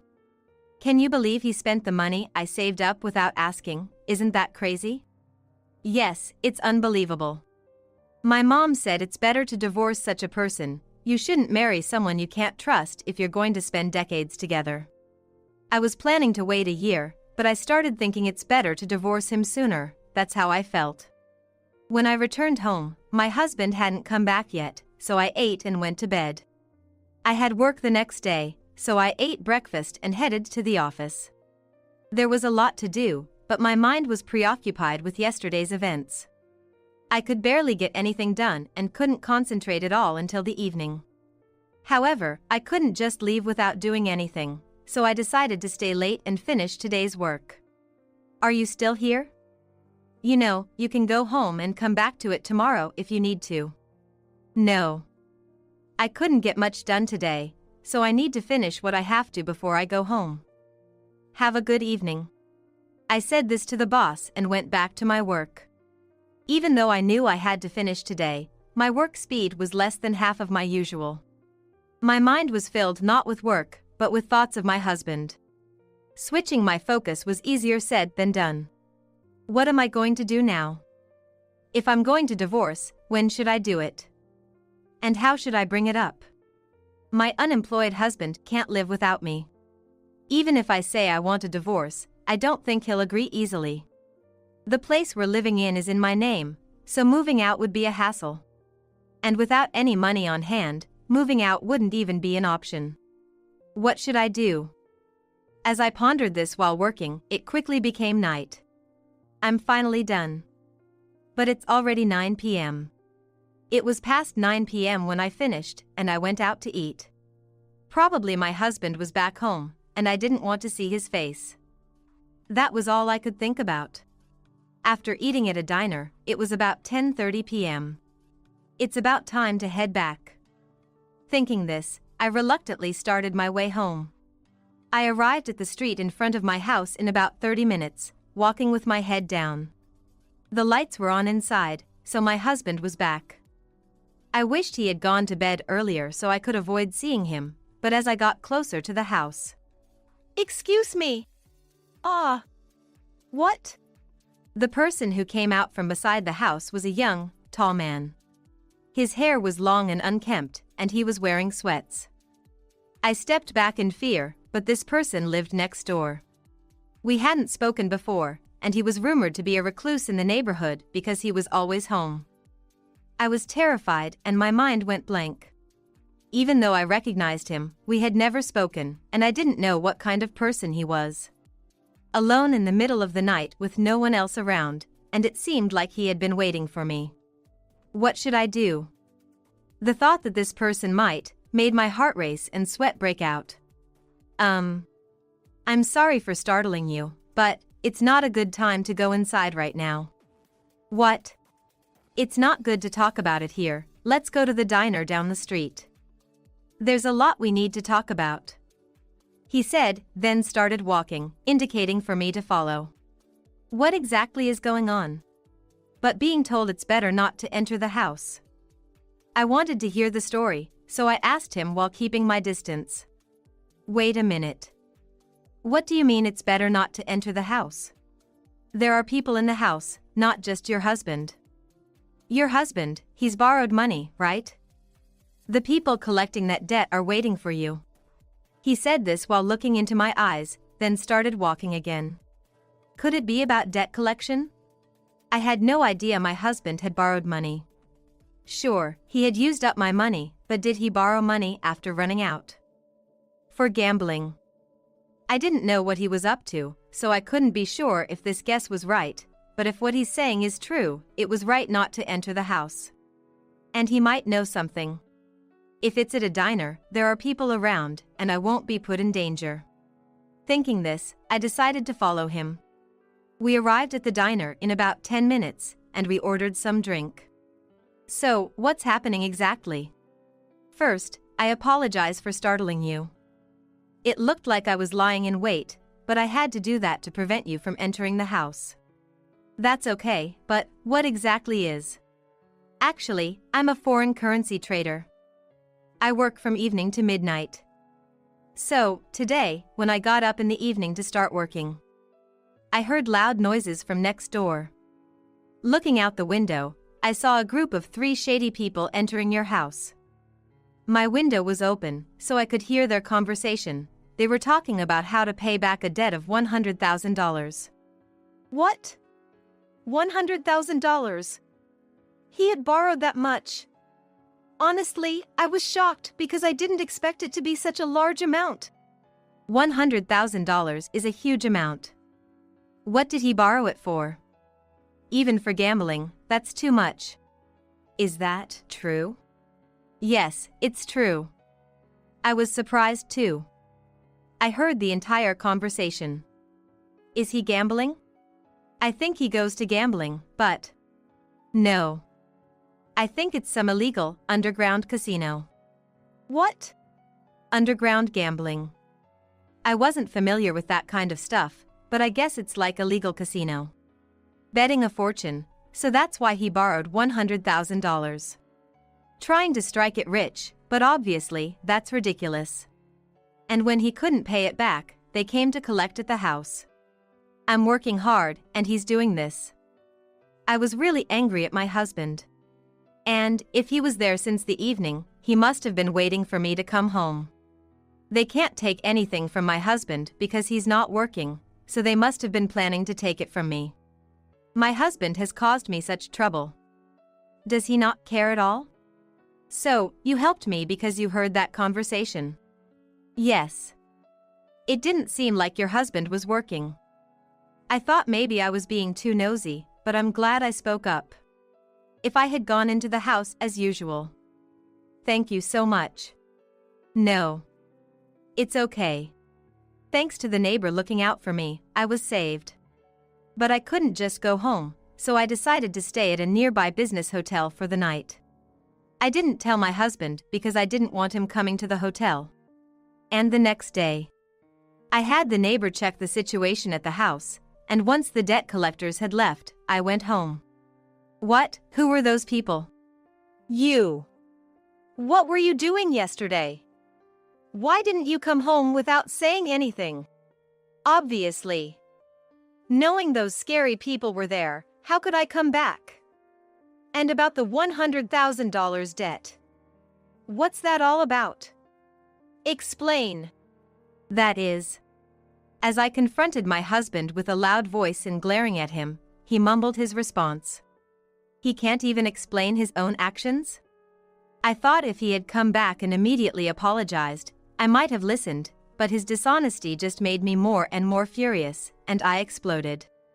Enough! First, you squander my money, then get involved with loan sharks, and to top it all off, illegal gambling? You're finished as a person. I was under a lot of stress. It's hard to find a job, and I was feeling insecure. I'm not listening to excuses. Don't mess with me. Don't drag me into this mess. I yelled, and my husband shut his mouth completely. He had nothing to say back, but it seemed like he wasn't even remorseful. If he was, he would have apologized by now. But no apology meant no remorse. Sorry, but I want a divorce, so sign this and just leave. What? Divorce? No way! In this situation, what am I supposed to do alone? That's exactly why I want to cut ties with you. And I'm planning to have your mother come over. What? My mom has nothing to do with this. If you oppose the divorce, who else will be on my side? Of course, I didn't expect my husband to agree to the divorce just like that. That's why I contacted his mother, hoping she would be on my side. Since greeting her at our marriage, I hadn't communicated much with her, but my mother-in-law, unlike my husband, had a sensible disposition. After I explained the situation, she apologized to me several times and immediately took my side. My husband was infuriated that I called his mother, but within 30 minutes, she arrived, creating a 2-against-1 scenario. Do you even realize the extent of what you've done? Causing trouble like this to others. You should be ashamed. Wait a minute. This has nothing to do with my mom. How can it not be related? Regarding the divorce and the money you've misused, you're going to take full responsibility. Well, just excuses. Now be quiet. Sign the divorce papers and pack your bags. We'll talk after we get home. My mother-in-law said, took the divorce papers from me, and went towards my husband. She tried to make him sign, but he stubbornly refused. He knew that divorcing would put him in a difficult position. He probably thought I would sort everything out as long as we didn't divorce. It's naive, but maybe my actions made him think that way. Okay, maybe it's better to call the police then. You were at an illegal casino, weren't you? Wait a minute. Can't we avoid making it a police matter? But you won't agree to the divorce, and you won't leave this house. So, isn't taking you to the police the best option? If the police get involved, you're the one in trouble. Yet, you still insist on having your way? The moment I mentioned the police, his expression froze. He probably didn't expect me to go this far. But I'm saying we're divorcing. Do you think I care what happens to you? If you think that, how carefree can you be? He doesn't understand what he's done or the situation he's in. Why should I clean up after your mess? If you can't take responsibility for your actions, the only option is to call the police. Wait. Please, no police. I'm begging you, seriously, don't do that. You're not working, so what's the problem with being reported to the police? It's not about that. If you keep refusing the divorce, I'll help her calling the police. With my mother-in-law saying that, my husband finally realized he had no allies here. My mother-in-law was helping. I could have unilaterally decided to call the police. If she hadn't intervened, I would have contacted them immediately. And yet, I was really frustrated with this man, but he finally signed the divorce papers. Also, about the money you misused, you'll be returning it. I'll transfer that money immediately, and I'll also cover the loan from the loan sharks. If things continue this way, you'll be troubled. Thank you. But, no matter how many years it takes, I'll recover the money from this fool. We're not planning to just take responsibility and end it here, my mother-in-law said, glaring fiercely at my husband. Knowing my mother-in-law would cover for him, my money would be returned soon, and I wouldn't be targeted by the loan sharks. Also, the fact that she assured me they would diligently recover the funds from my husband gave me peace of mind. If we just let my mother-in-law take responsibility on behalf of my husband, he would live on without facing any punishment, and that was unacceptable. Then my husband packed his things, left the house with my mother-in-law, and I submitted the divorce papers to the city office, finalizing everything. My mother-in-law promptly made the payments, so I had no visits from loan sharks and could continue living in my house without any problems. Did you get divorced from your husband? Yes. It's been quite the ordeal. I'll be continuing to live here, so I hope we can get along well. Likewise, let's be good neighbors. I properly greeted the neighbor afterwards, thanking him for helping me at the last moment and apologizing for any trouble I caused. There were rumors he was unemployed, and I hadn't had the best impression of him, but this experience reminded me not to judge people by their appearances. Later, I heard from my mother-in-law that my husband had started working at a factory owned by one of her acquaintances and is now living with his parents, working hard every day on a modest salary. His salary is entirely devoted to repaying my mother-in-law, leaving him with no disposable income. After such behavior, he shouldn't expect any freedom. I don't know how much interest was on the money he borrowed from the loan sharks or how much he paid back, but it seems he will continue this lifestyle for a few years. My mother-in-law said she would kick him out once he finishes repaying her, and it seems he'll be quitting the factory job around the same time, likely returning to unemployment. How he plans to live nearing 40 and unemployed, I don't know, but, well, it's none of my business. Since then, I've continued living in the same house and have become friends with the neighbor. We go out for meals together on weekends since we're both single and have free time. Even after divorcing my husband, I have my mother, colleagues, and the neighbor. I'm not lonely at all. What's important in life is relationships. And in building those relationships, it's crucial to earn solid trust. Betraying others will always come to light and drive away those who are important. That is why I will continue to live my life so as not to betray my loved ones. Isn't it common sense for a wife to have children? Infertile women are useless. Mary, get out of here. My husband, Ken, berated me as I returned home after a long absence. He glared at me with contempt, blocking my way into the house with outstretched arms, leaving me standing in the doorway holding my smartphone. It's your fault for leaving me alone for so long in the first place, my husband said accusingly. I had been staying with my parents for about a month for personal reasons. I had just thought I could finally return home, but this was the state of affairs with my husband. Well, this isn't your home anymore. I already have a new partner. I glanced down at my feet and saw familiar shoes on the doormat.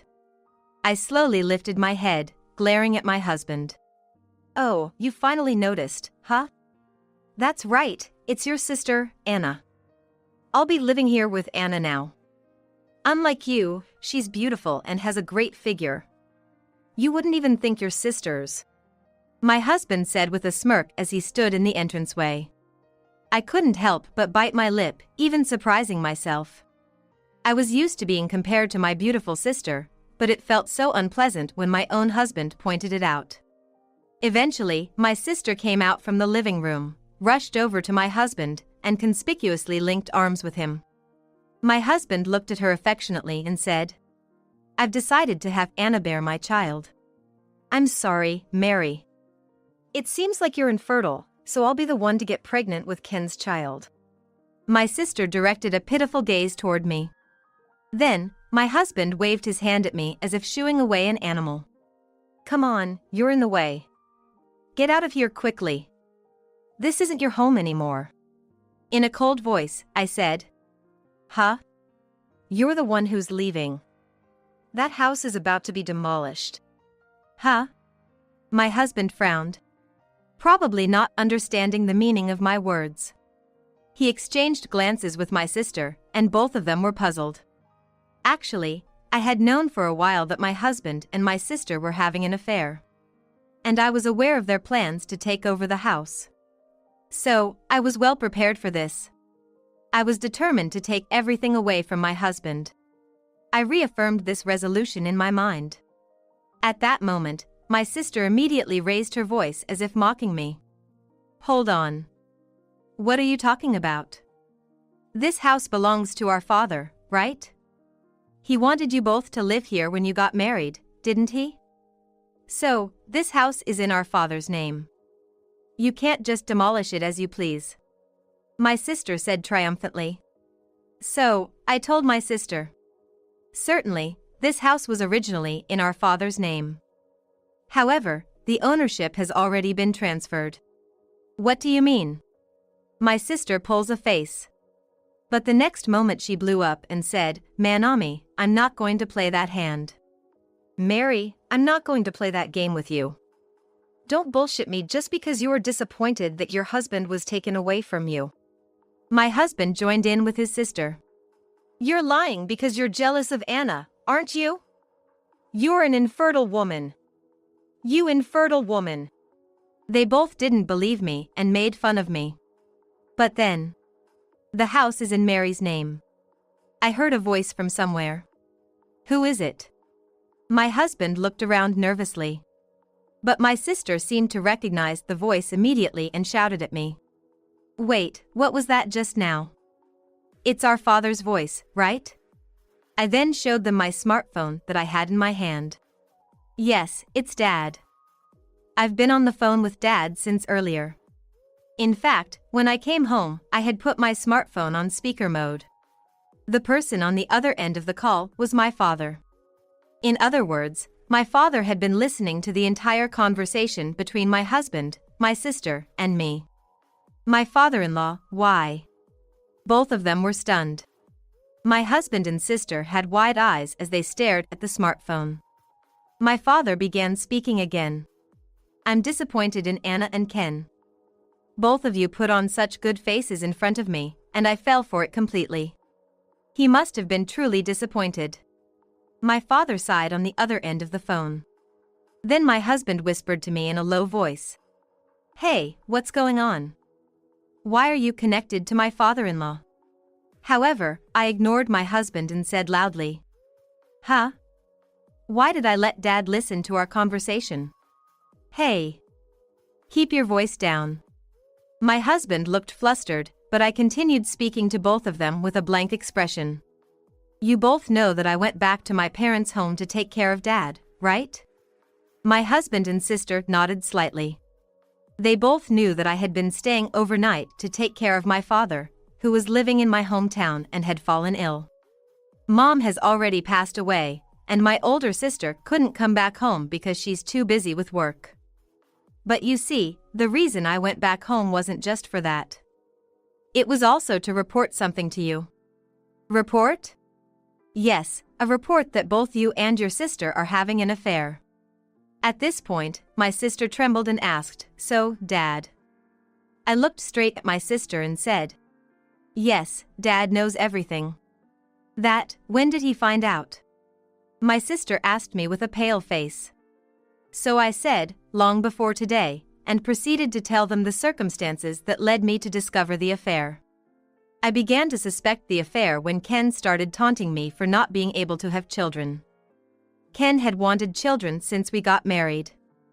But since I wasn't getting pregnant, he grew frustrated. He eventually started calling me infertile and blamed everything on me.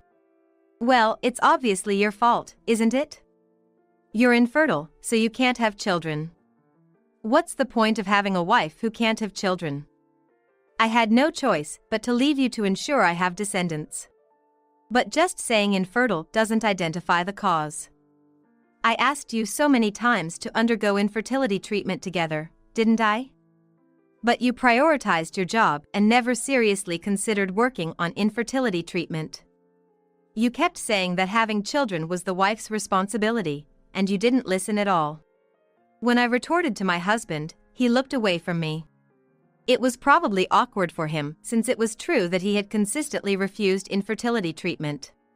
So, I turned to my sister and said, "I thought about it when I saw Ken behaving unreasonably. I started suspecting he might be having an affair." "What are you talking about?" "Well, he keeps avoiding reality while saying he wants children. Blaming me alone won't solve anything, right? It just seemed odd that he was unfairly making me the villain. And that's when I found out that at the same time, my dear sister was secretly in contact with Ken." "How did you find out?" "One night, Ken came home drunk and left his smartphone on the table before passing out. I saw a creepy message from my sister saying, 'Today was so much fun,' full of heart stamps." "Stop it," my sister blushed with embarrassment. "It's quite dumb to have an affair with your younger sister's husband and then feel embarrassed about it." I never wanted to believe that my own sister would go after my husband, but I had to get to the truth. So, I decided to hire an investigator. And guess what? The evidence started pouring in. It looks like Ken and your sister have been seeing each other for a long time. I brought all the gathered evidence with me when I returned home. "So, what about Dad at that time?" my sister asked, and from the other end of the smartphone, our father replied, "I've seen all the evidence, and I've heard Mary's side of the story. The fact that Ken mistreated Mary and that you were trying to have an affair with Ken to take over the house. To teach you two a lesson, I suggested a plan to demolish the house and kick you out." Father's voice was filled with anger. It was only natural for him to be angry since both my husband and my sister had betrayed me while I was taking care of my father during his illness. After being scolded by my father, the two of them looked awkwardly down. So, I thought they would reflect on their actions and apologize to my father. However, "But, father-in-law, isn't it still a wife's job to have children?" It seemed like my husband was an irredeemable scoundrel. Despite my father's furious anger, he shamelessly uttered those words. "I cheated because it's your fault, Mary. Your infertility is to blame. There's no point in staying married to a woman who can't have children. Neither Anna nor I are at fault." My father fell silent. He must have been utterly exasperated, scolding them so vigorously, only to hear me being blamed for everything.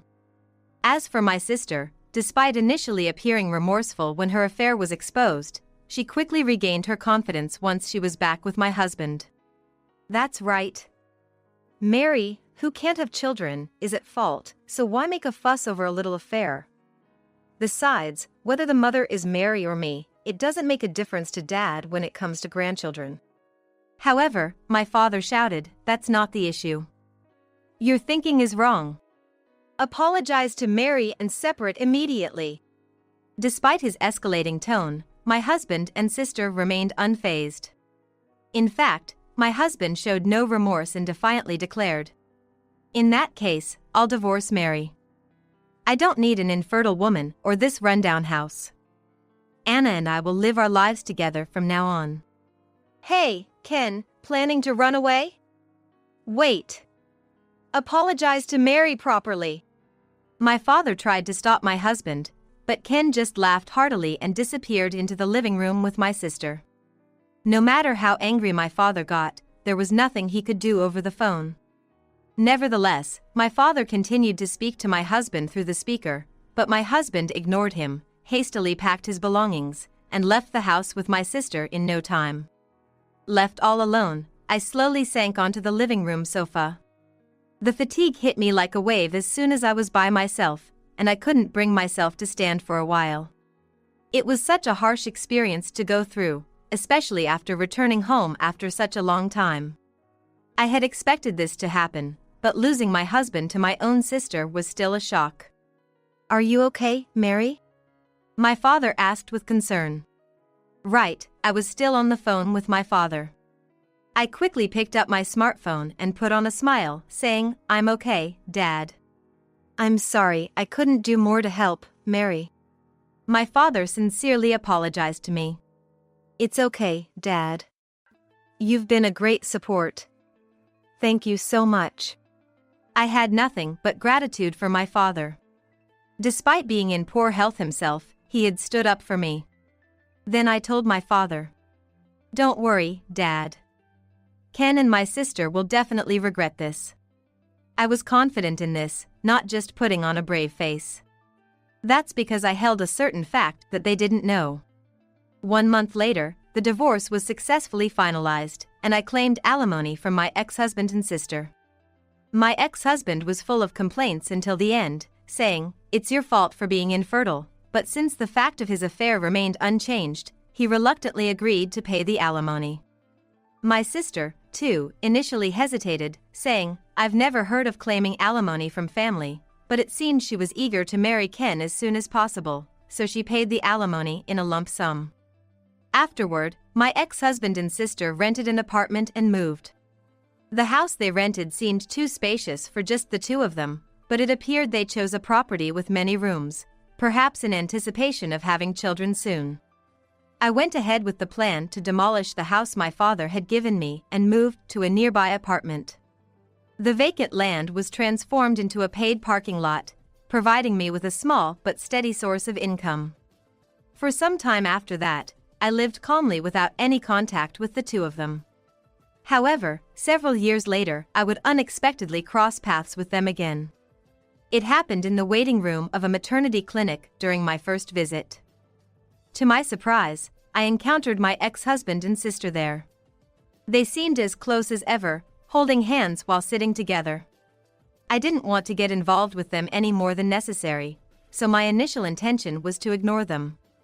After completing the reception process, I sat in a distant chair, deliberately averting my gaze. However, it appeared that my ex-husband noticed me sooner than I anticipated, and he began to approach me. "Oh, look who it is, Mary," my ex-husband said in a tone that clearly indicated he was trying to tease me. "It's been a while," I replied curtly. I intended to leave the place promptly, but my ex-husband grabbed my shoulder and continued to speak.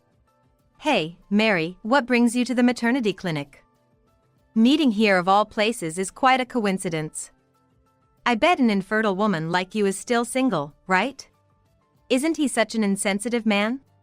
Even though he's my ex-husband, I can't help but feel embarrassed that I know someone so rude." I tried to shake off my ex-husband's hand and get up. But my sister was in front of me, blocking my way. "You think Mary could get married? After all, this child is ugly." My sister also sided with my ex-husband and mocked me. So I let out a big sigh and told my ex-husband and sister, "Hey, can you stop making assumptions like that?" "Huh? I got remarried, you see." "What? And it looks like I'm pregnant, so I came for a checkup today." "Pregnant?" My ex-husband and sister were left dumbfounded. Then we looked at each other for a while, and I thought my ex-husband had a nasty smile on his face and said to me, "You're infertile and you think you're pregnant? Don't lie to me. I get it. Maybe it's what you call an imaginary pregnancy? She just gained weight, but she thinks she's pregnant." It's so funny that you're so delusional that you're coming all the way out here to get a checkup. My sister joins my ex-husband in a vulgar laugh. All the pregnant women around us were glancing at us. I was so embarrassed. It seems my ex-husbands still have no common sense. But I thought now was the time for revenge, so I asked them. By the way, have you two had children yet? What? Apparently, it was a question he didn't want to be asked, so my ex-husband looked away and fell silent. My sister, on the other hand, looked at me with a disgusted look on her face and said, "None of your business," and glared at me. My sister then said, as if trying to put my ex-husband in a good mood, "We're just trying to make a baby at our own pace, not rushing into it, right?" "Oh, yeah. We just started. So far, we've just been taking our time as a couple." My ex-husband looked at me with a stern face, and I said firmly, "I mean, you haven't had children yet, have you?" "Well, Ken is sterile, so it's difficult." "What? Seedless?" my ex-husband exclaimed. But, as expected, he thought it was a bad idea to use the word seedless, right? My ex-husband blushed and held his mouth with his hand. "I'm sorry, what do you mean by seedless?" My sister beside me looked at my ex-husband's face.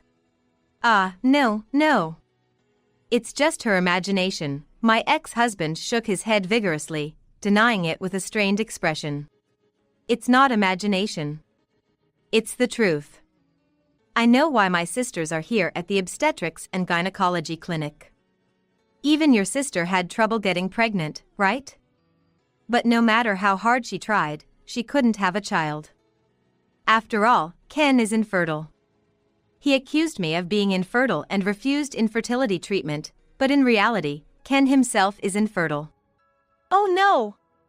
Ken is infertile. Is that a lie?" As my sister stood there with a fussed face, my ex-husband interrupted from the side. "Wait a minute. How do you know I'm infertile? I've never even been to the hospital." My ex-husband came at me with a bright red face. So I laughed and said, "Oh, you don't remember, do you? You refused to let me go to the hospital, but you did give me a specimen. I had it tested. Specimens, come to think of it." I guess he remembered that once in the past, he had only given me a specimen at my request. My ex-husband's face turned blue. "The test results revealed that you're the one who's infertile. Quite ironic, isn't it? You ridiculed me, calling me infertile, yet you turned out to be the one with fertility issues. By the way, I had the test done too, and everything was normal. That's why I'm pregnant now," I said, and my ex-husband shouted at me, almost lunging forward. "Damn it! Why didn't you tell me I was infertile? If I had known, I could have taken appropriate measures." The surrounding patients and nurses turned their shocked faces towards us. I whispered to my husband, "Well, I did plan to tell you once we knew the results. But back then, you were bullying me, and on top of that, you were cheating, right? You weren't exactly engaging in civilized conversation with me." "But keeping such an important thing from me is unacceptable. I thought you were the problem, so I believed that I could have children if I switched to Anna. Therefore, I deliberately didn't tell you. So that you would regret it someday." "You. Mary, you've really insulted us." My ex-husband and sister snapped, advancing towards me with furious expressions.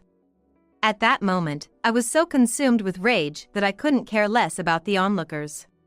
My ex-husband raised his hand to strike me, but... "Hey, you two! How about you calm down?" A man stepped in front of me, restraining my ex-husband's hand. It was John, my new husband. "This is a clinic, and there are other patients here. You've been harassing my wife loudly since earlier. Can you please keep it down?" John's tone was calm, but there was an underlying anger in his voice. In fact, he had come with me for the pregnancy test and had been watching our situation from a distance. "Shut up.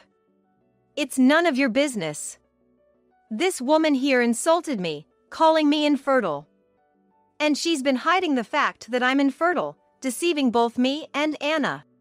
My ex-husband glared sharply at John. Despite being furious just moments ago, he had become completely subdued. However, his expression soon turned to one of realization. And he fell silent, no longer saying anything. John then spoke to the ex-husband in a soothing tone. "So what if it's infertility? Isn't the purpose of marriage more than just having children? Whether there are children or not, aren't couples supposed to support each other?" At that moment, the sister pushed aside the silent ex-husband and lashed out at John. "Hey! You're Mary's new husband, aren't you?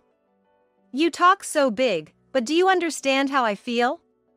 I can't have children because my husband is infertile. Do you understand that? You're getting all high and mighty just because you have children. But you'll regret it later.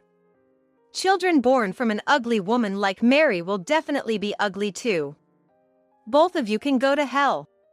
It seemed that the sister was infuriated upon learning about the ex-husband's infertility.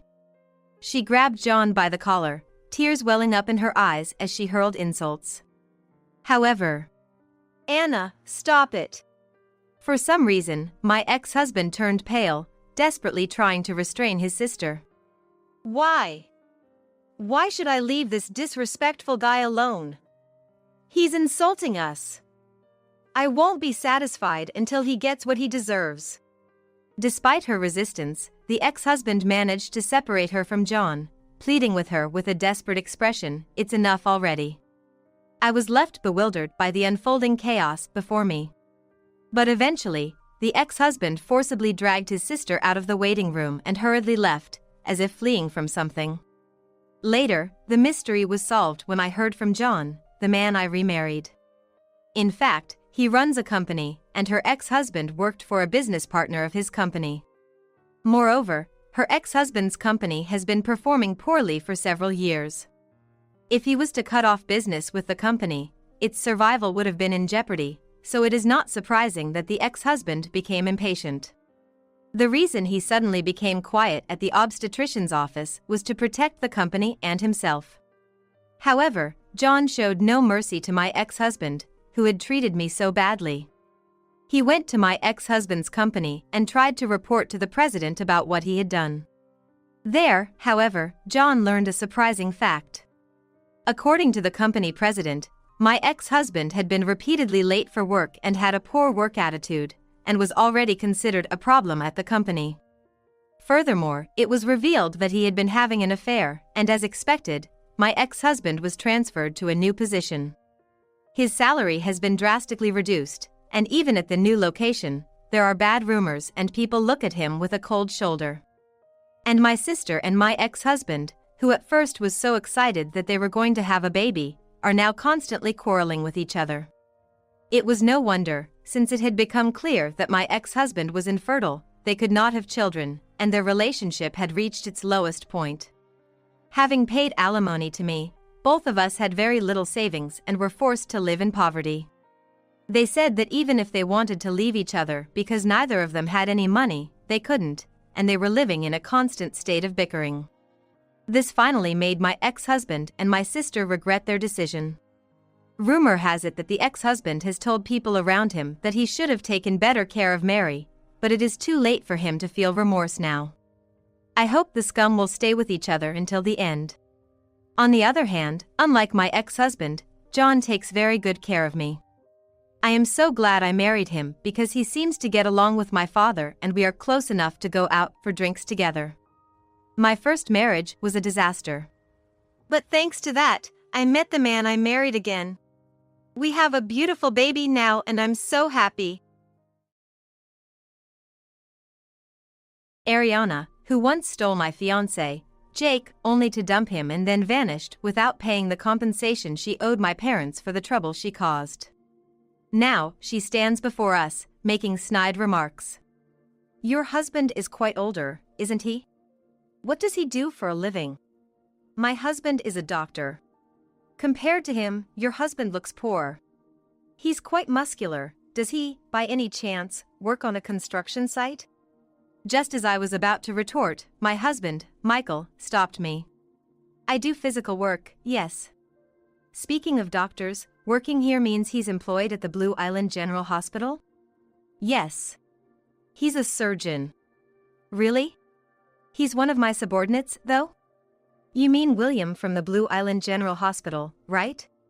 I believe his specialty is plastic surgery. Huh? Yes? Oh, I forgot to introduce myself. I'm the chief of surgery at the General Hospital. My name's Michael. Shocked by the encounter with Ariana, I burst into tears as soon as we got into the car to go home. Michael then asked me, "You've been thinking about something, haven't you? Tell me, how do you want to deal with her from now on?" Deal with her? That's impossible, obviously. Just thinking about it makes me feel suffocated. There was a time when just thinking about Ariana would make me hyperventilate. Yeah, I understand that you really don't want to be near that woman. That's why I have a plan. A plan? Yes, a way to ensure that a woman never appears before you again. My name is Maria. I'm a 32-year-old housewife. Currently, I live a peaceful and enjoyable life with my husband, Michael, who is 12 years older than me, and our 3-year-old son. Michael is extremely busy with his work, which he takes great pride in. I find fulfillment in supporting him at home. It might be rare these days to dedicate oneself to protecting the home for a husband who works outside. That's what some might say. Even my parents have mentioned it. Now, I have a truly happy family. But getting here wasn't without its hardships. That's because I was betrayed by someone I thought was my best friend. Ariana, who I met in college within the same department, was a friend. No, I thought of her as my best friend for 4 years, doing everything together. Coming to a college in the city, I was a bit intimidated, but Ariana reached out to me. She was bright, flashy, and above all, active, which surprised me in many ways, but I followed her nonetheless. For me, who had been modest and serious until high school, she was someone who opened up a new world. And our relationship continued even after we graduated. At that time, we both found jobs in companies in the city. Whenever we had time, we often went out to eat.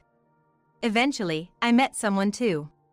Jake, a salesperson from a manufacturer that did business with the trading company where I worked. As an office worker, I started getting asked out by him, and eventually, we started dating. Honestly, having hardly dated men before, I was over the moon.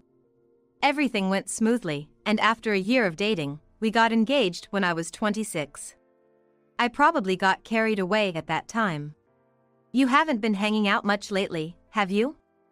Ariana would sometimes say. Well, that's true. I don't have multiple bodies. Naturally, I started spending more of my weekends with Jake. "Are you keeping secrets from me?" "Not really hiding anything." Ariana, for her part, had never introduced me to anyone she was dating. So, I thought friendships and romantic relationships were different. Since we were planning our wedding, it was natural that my time was increasingly taken up by him. I didn't tell Ariana about it, not because I wanted to surprise her. But I won't deny there was also a feeling of embarrassment. Introducing him to Ariana, who could easily chat up and hang out with any guy, felt daunting. Back then, I was afraid of how Jake would appear in Ariana's eyes. Yet, as the wedding approached, I thought it was finally okay to tell her. "Hey, there's someone I want you to meet," I said as I introduced Jake to Ariana. "Oh my! Maria, keeping secrets from your best friend? That's so like you." Ariana patted my back with a beaming smile. But that turned out to be a mistake. When the wedding reservation and preparations were nearly finalized, Jake suddenly came to my parents' house and said, "I'm sorry. I can't marry you." When I asked why, he said, "Ariana is pregnant." I couldn't comprehend what he was saying at first. After that, it was a mess. Was Ariana really pregnant? At that point, it didn't matter anymore. He called off the engagement when the wedding was just around the corner. "I'm so sorry."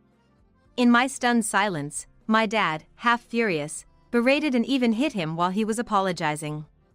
It could have gotten worse if my mom hadn't stopped him. The wedding was canceled. While I was incapable of doing anything, my outraged parents demanded he pay the full cancellation fee and compensation for what he did to their only daughter. They also demanded compensation from Ariana. He admitted his fault and seemed to pay what he owed, apologizing sincerely. I say seemed because my memory of that time isn't very clear. I was in shock, likely in denial about reality. So, I found out later that Ariana had skipped town without apologizing or paying any compensation. It turns out she wasn't actually pregnant, according to a letter she left behind. The lie and her fleeing devastated me again. What was she thinking? Ariana's parents were furious as well. When this rumor spread among our college friends, I heard another shocking thing. I didn't say anything because you didn't notice, but Ariana used to go after every guy you liked, one after another. This was news to me. Why would she do that? I don't know. Even though Ariana was popular on her own, every time someone showed interest in you, she ended up making them date her instead. Maybe she was jealous when guys approached you instead of her? But we were best friends. Were you, though? I was shocked. Back then, it seemed more like you were following Ariana around, and everyone thought she saw you that way too. That hit me hard. Not just realizing Ariana's true thoughts, but also that I had been completely oblivious to it, and my lack of judgment when it came to men. Adding to the shock, the stares at work labeled me as the woman who got jilted right before her wedding, and I finally broke down. I quit my job and spent some time recuperating at my parents' house. Then, settled down, I got a new job at 28 and started matchmaking on my parents' advice, not trusting my own judgment anymore. I felt more secure with being introduced by worried relatives. Among them, I met Michael, a man 12 years my senior. He was too busy with work to even think about women, and by the time he realized, he was already this age. At 40, his surroundings got worried and arranged a matchmaking for him. I decided to marry him because he was upfront about possibly neglecting family due to his work, which I saw as honesty. Considering my past failure, we only informed close family and friends about our wedding. The following year, I got pregnant and planned to take a break from work, but then Michael got headhunted by another company in a different city. I felt bad for leaving my relatively new job, but everyone was kind and saw me off. And so, our new life as three began in a new place. What? Could it be Maria? One day, by sheer coincidence, Ariana appeared right in front of me. That day, the three of us had gone to the shopping mall. Our target for the day was the home improvement tools. Since moving here, we've been gradually working on our new home's interior ourselves. DIY has always been a hobby of mine. Michael's new job is a higher position than before, and it comes with less irregular hours. So, now he sometimes helps me with shopping for heavy items. Well, right now, he's carrying our son, Sean, on his shoulders, but what are the odds in this mall? Ariana? Long time no see. Wow, you got married. Yeah, but Ariana, you're in this town? Yep. Moved here for my husband's job. Wow, so this is your current husband? Ariana looked at us over. Then to Michael, she snidely said, quite older, isn't he? Michael casually responded, yeah, got a bit too caught up in work. Maria's friend, right? Yes, Ariana. And you're all about work, huh? What do you do? Ariana, isn't that a bit abrupt? Oh, Maria, are you still mad about it? It's not that. My husband's a doctor. Compared to him, your husband looks poor. He's got quite the muscles, though. Does he, by any chance, work in construction? Judging by appearances alone. That way of speaking. But before I could argue back, Michael stopped me. I do. Speaking of doctors, does he work at Blue Island General Hospital? Yes. He's a surgeon. Really? He's one of my subordinates, though? Huh? You mean William from Blue Island General Hospital, right? Yeah. Oh, right. Sorry for the late introduction. I'm the chief of surgery at the hospital, Michael. Michael, as in the one who was eagerly headhunted last year? What a coincidence. Michael smiled gently. Yes. Suddenly, Ariana's attitude changed. Thinking back, this had happened before. I just hadn't noticed. Oh, my apologies. I didn't realize it because of your casual attire. No worries, casual clothes are just that. I clenched the hem of Michael's work clothes he was wearing at the time. What's wrong, Maria? Let's head back. Are you sure? She's an old friend, right? Yeah. There's so much I want to talk about. Let's go. Okay then. Sorry, maybe some other time. Sure, love to. Ariana's cheerful voice irked me. What's wrong? You look pale, and your pulse is racing. While saying this, we went back to the car, and as Michael put Sean in his child seat, he checked my temperature and pulse. No more, I never want to see Ariana again. I don't want to. He gently patted my trembling shoulder. If you don't want to see her, that's fine, but can you tell me why later? I just nodded silently. That night, after putting Sean to bed, I told Michael everything that had happened. I see, so that's it. I knew you had been cheated on by your fiance right before the wedding, but I didn't know she was the woman. You knew? I figured something sad had happened. I nodded silently, several times. Yes. It's not just that. It's always been. Tears of frustration won't stop falling from my eyes. It's always like this. I realize something after it happens. I've always hated Ariana. If that's the case, she's really toxic. And it seems like she has an unhealthy obsession with you. With me? Yeah. Isn't it obvious? Luring away anyone who gets close to you only to discard them. What does she think of these men to her, huh? That's true, but... Even with your former fiancé, it turns out he's not married now, if he was supposed to be with William. That's indeed the case. And about William, or rather... Michael suddenly looked thoughtful. What's wrong? Ariana's husband is... I was just thinking. Tell me, Maria, how do you want to deal with her going forward? Deal with her? That's impossible, obviously. Just thinking about it makes me feel suffocated. There was a time when just thinking about Ariana would make me hyperventilate. It's okay, it's okay. I'm sorry. Yeah, I understand you really don't want to be near that woman. That's why I have a plan. A plan? Yes, a way to ensure that a woman never appears before you again. And then, Michael smiled gently again. Ah, that's right, this man, though he seems calm, takes action when it's necessary. 2 weeks later. In the evening while preparing dinner and waiting for Michael to come home, Mom, Grandpa and Grandma.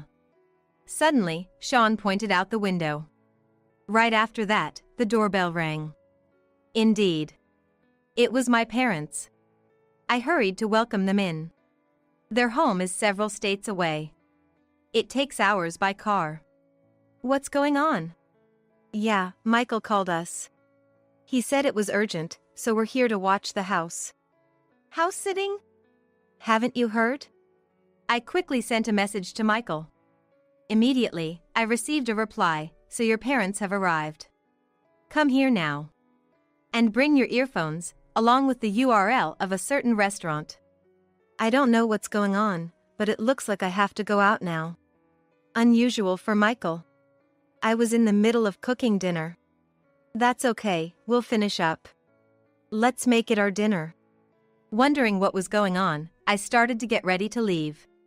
By the way, Maria, we saw that girl's parents at the rest area on the way here. My mom mentioned, as if remembering something. That girl? That girl. Ah, just thinking about it irks me, that. Ariana? I don't even want to say her name. But what could it be about?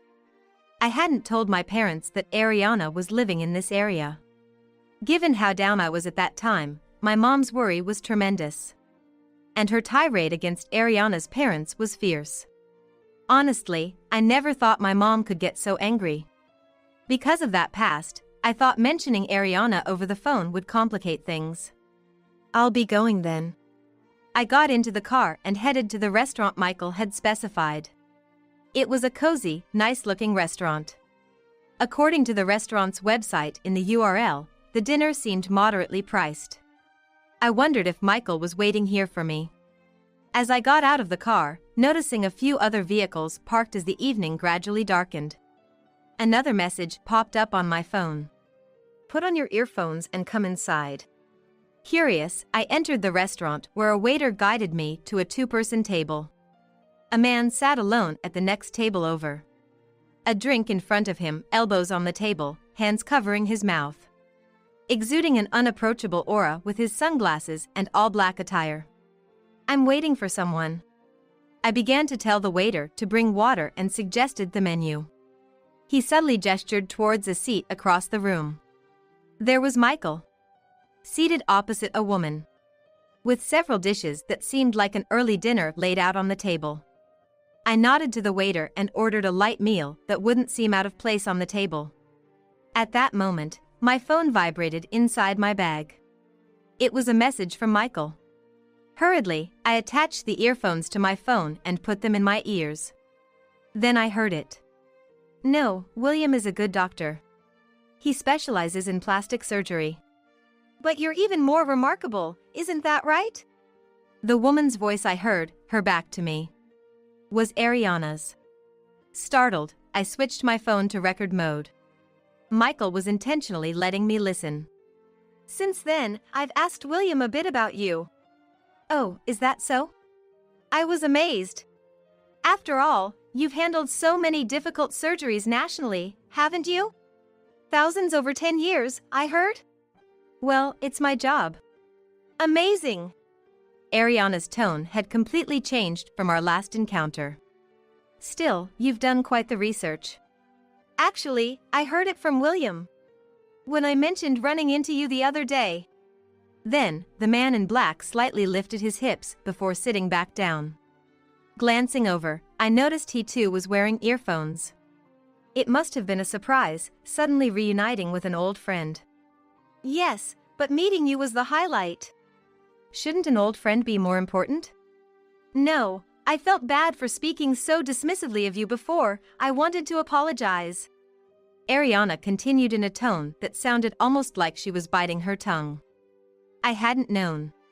She never spoke like this when she was with me during our student days. So, this was how she acted around men. And thus, my former fiance too. But are you satisfied with your marriage to Maria? I am, but why do you ask? Isn't it boring with Maria? Why would you say that? Because she was ditched by her fiance before, you know. Maria is a good wife, more than I deserve. But she's plain, isn't she? What are you trying to say?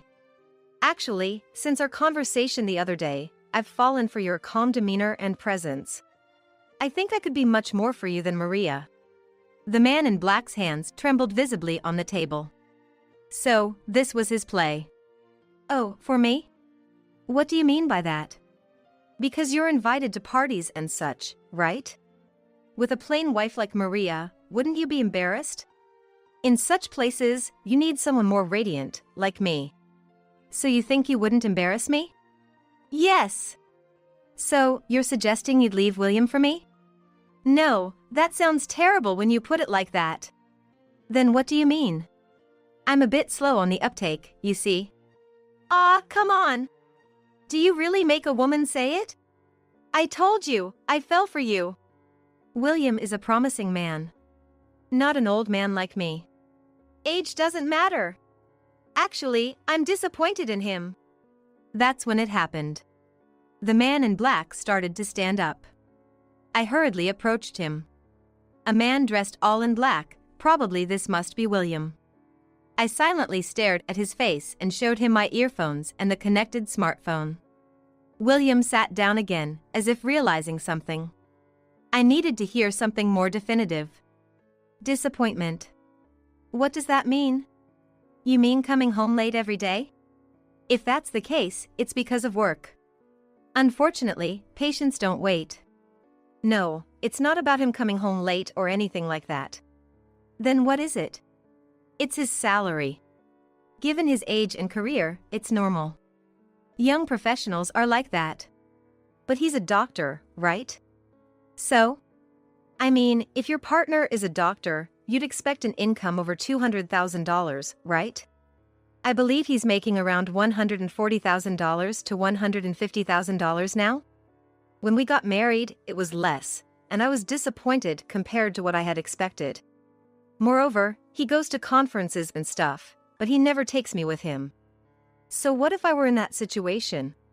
So? It's not about the money. Haven't I told you several times? It was love at first sight. What do you mean? I want you to date me. At that moment, William finally stood up. I tried to stop him, but it was probably too late. He stood behind Ariana, who was sitting across the table. I hurried after him. Then, Michael smiled faintly. Ariana, is what you just said true? Behind an oblivious Ariana, William spoke in a low voice. Ariana literally jumped in surprise when she turned around. What? You? And Maria? What are you two doing? Don't tell me you're cheating?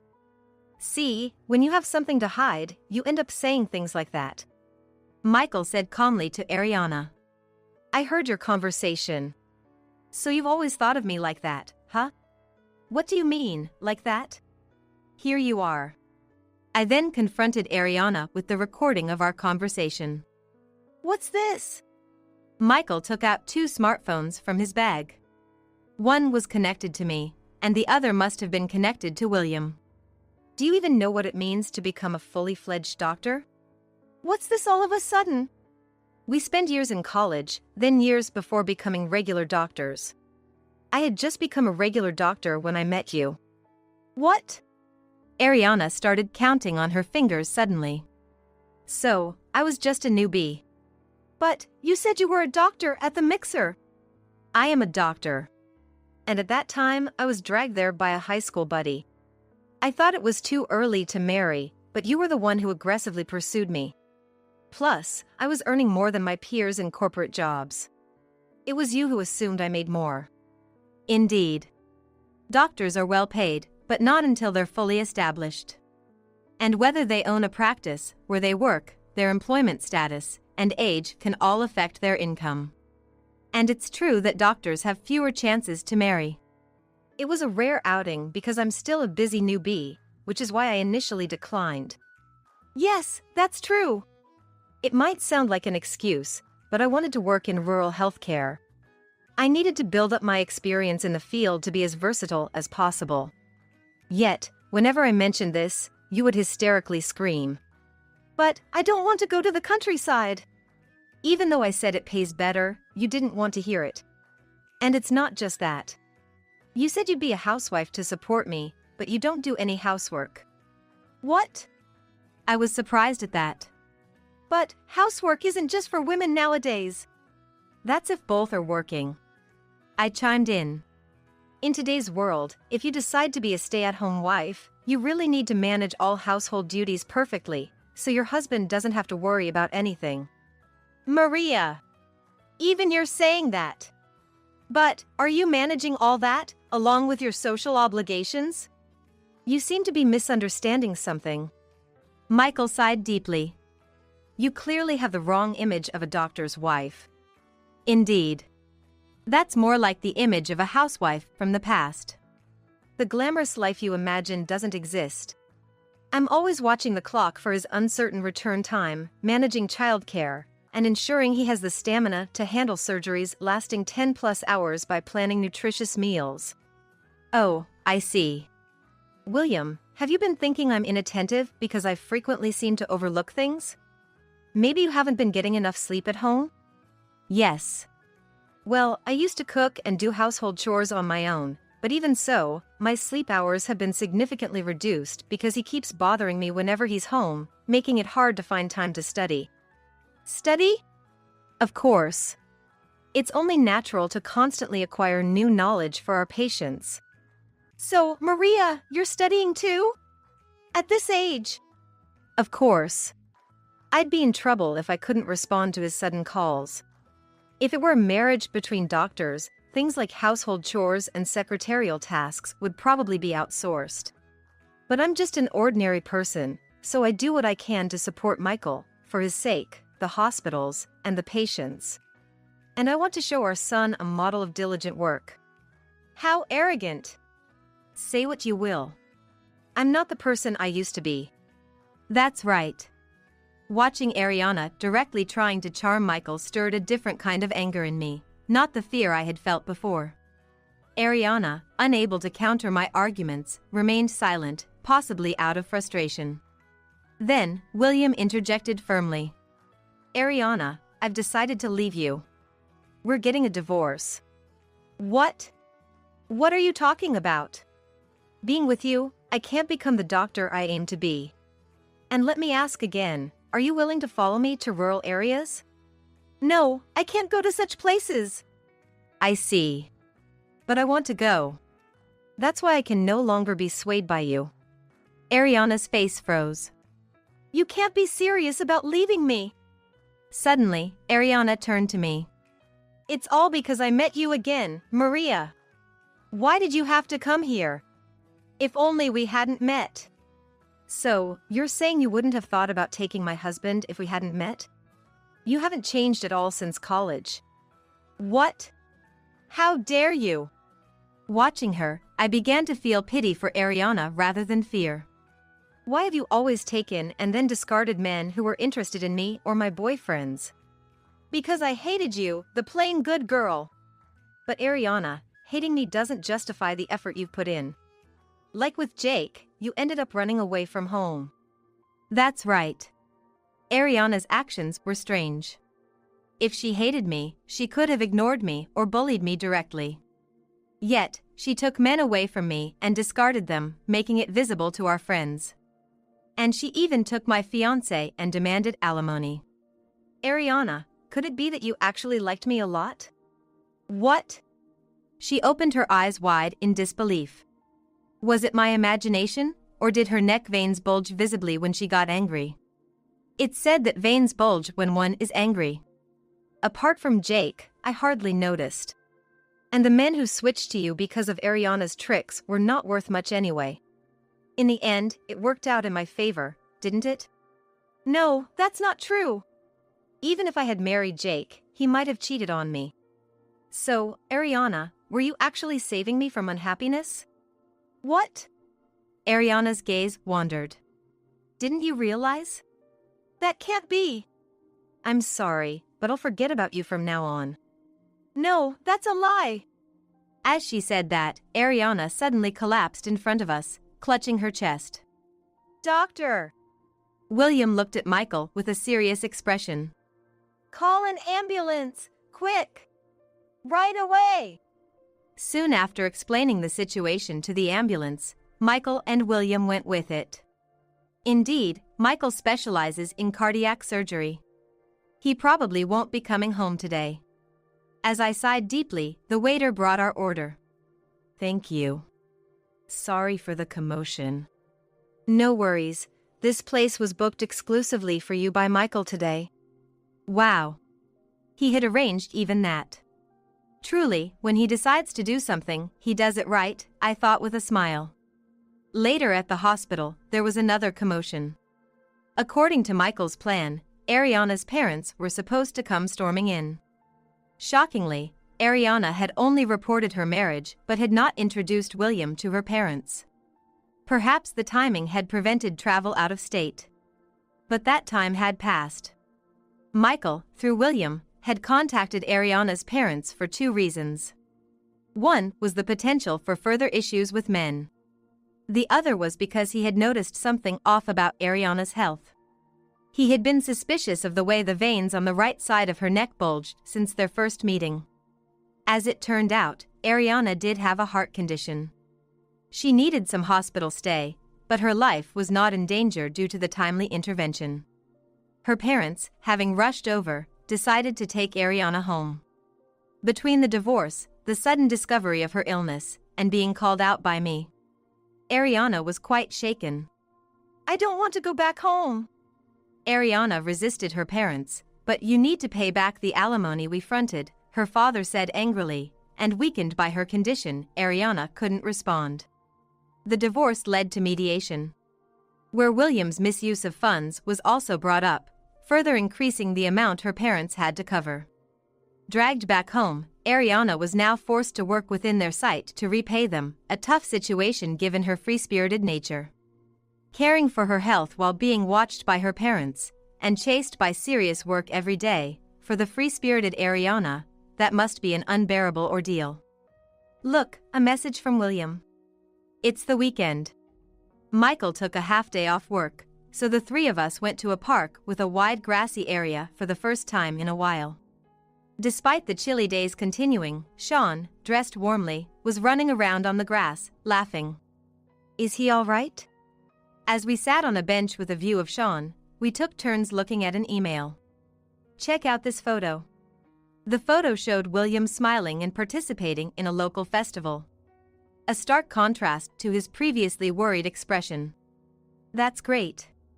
You won't have to be troubled by the past anymore. That's absolutely true. Half of the fear I had was self-generated. And facing Ariana seemed to have lifted some kind of curse. Daddy!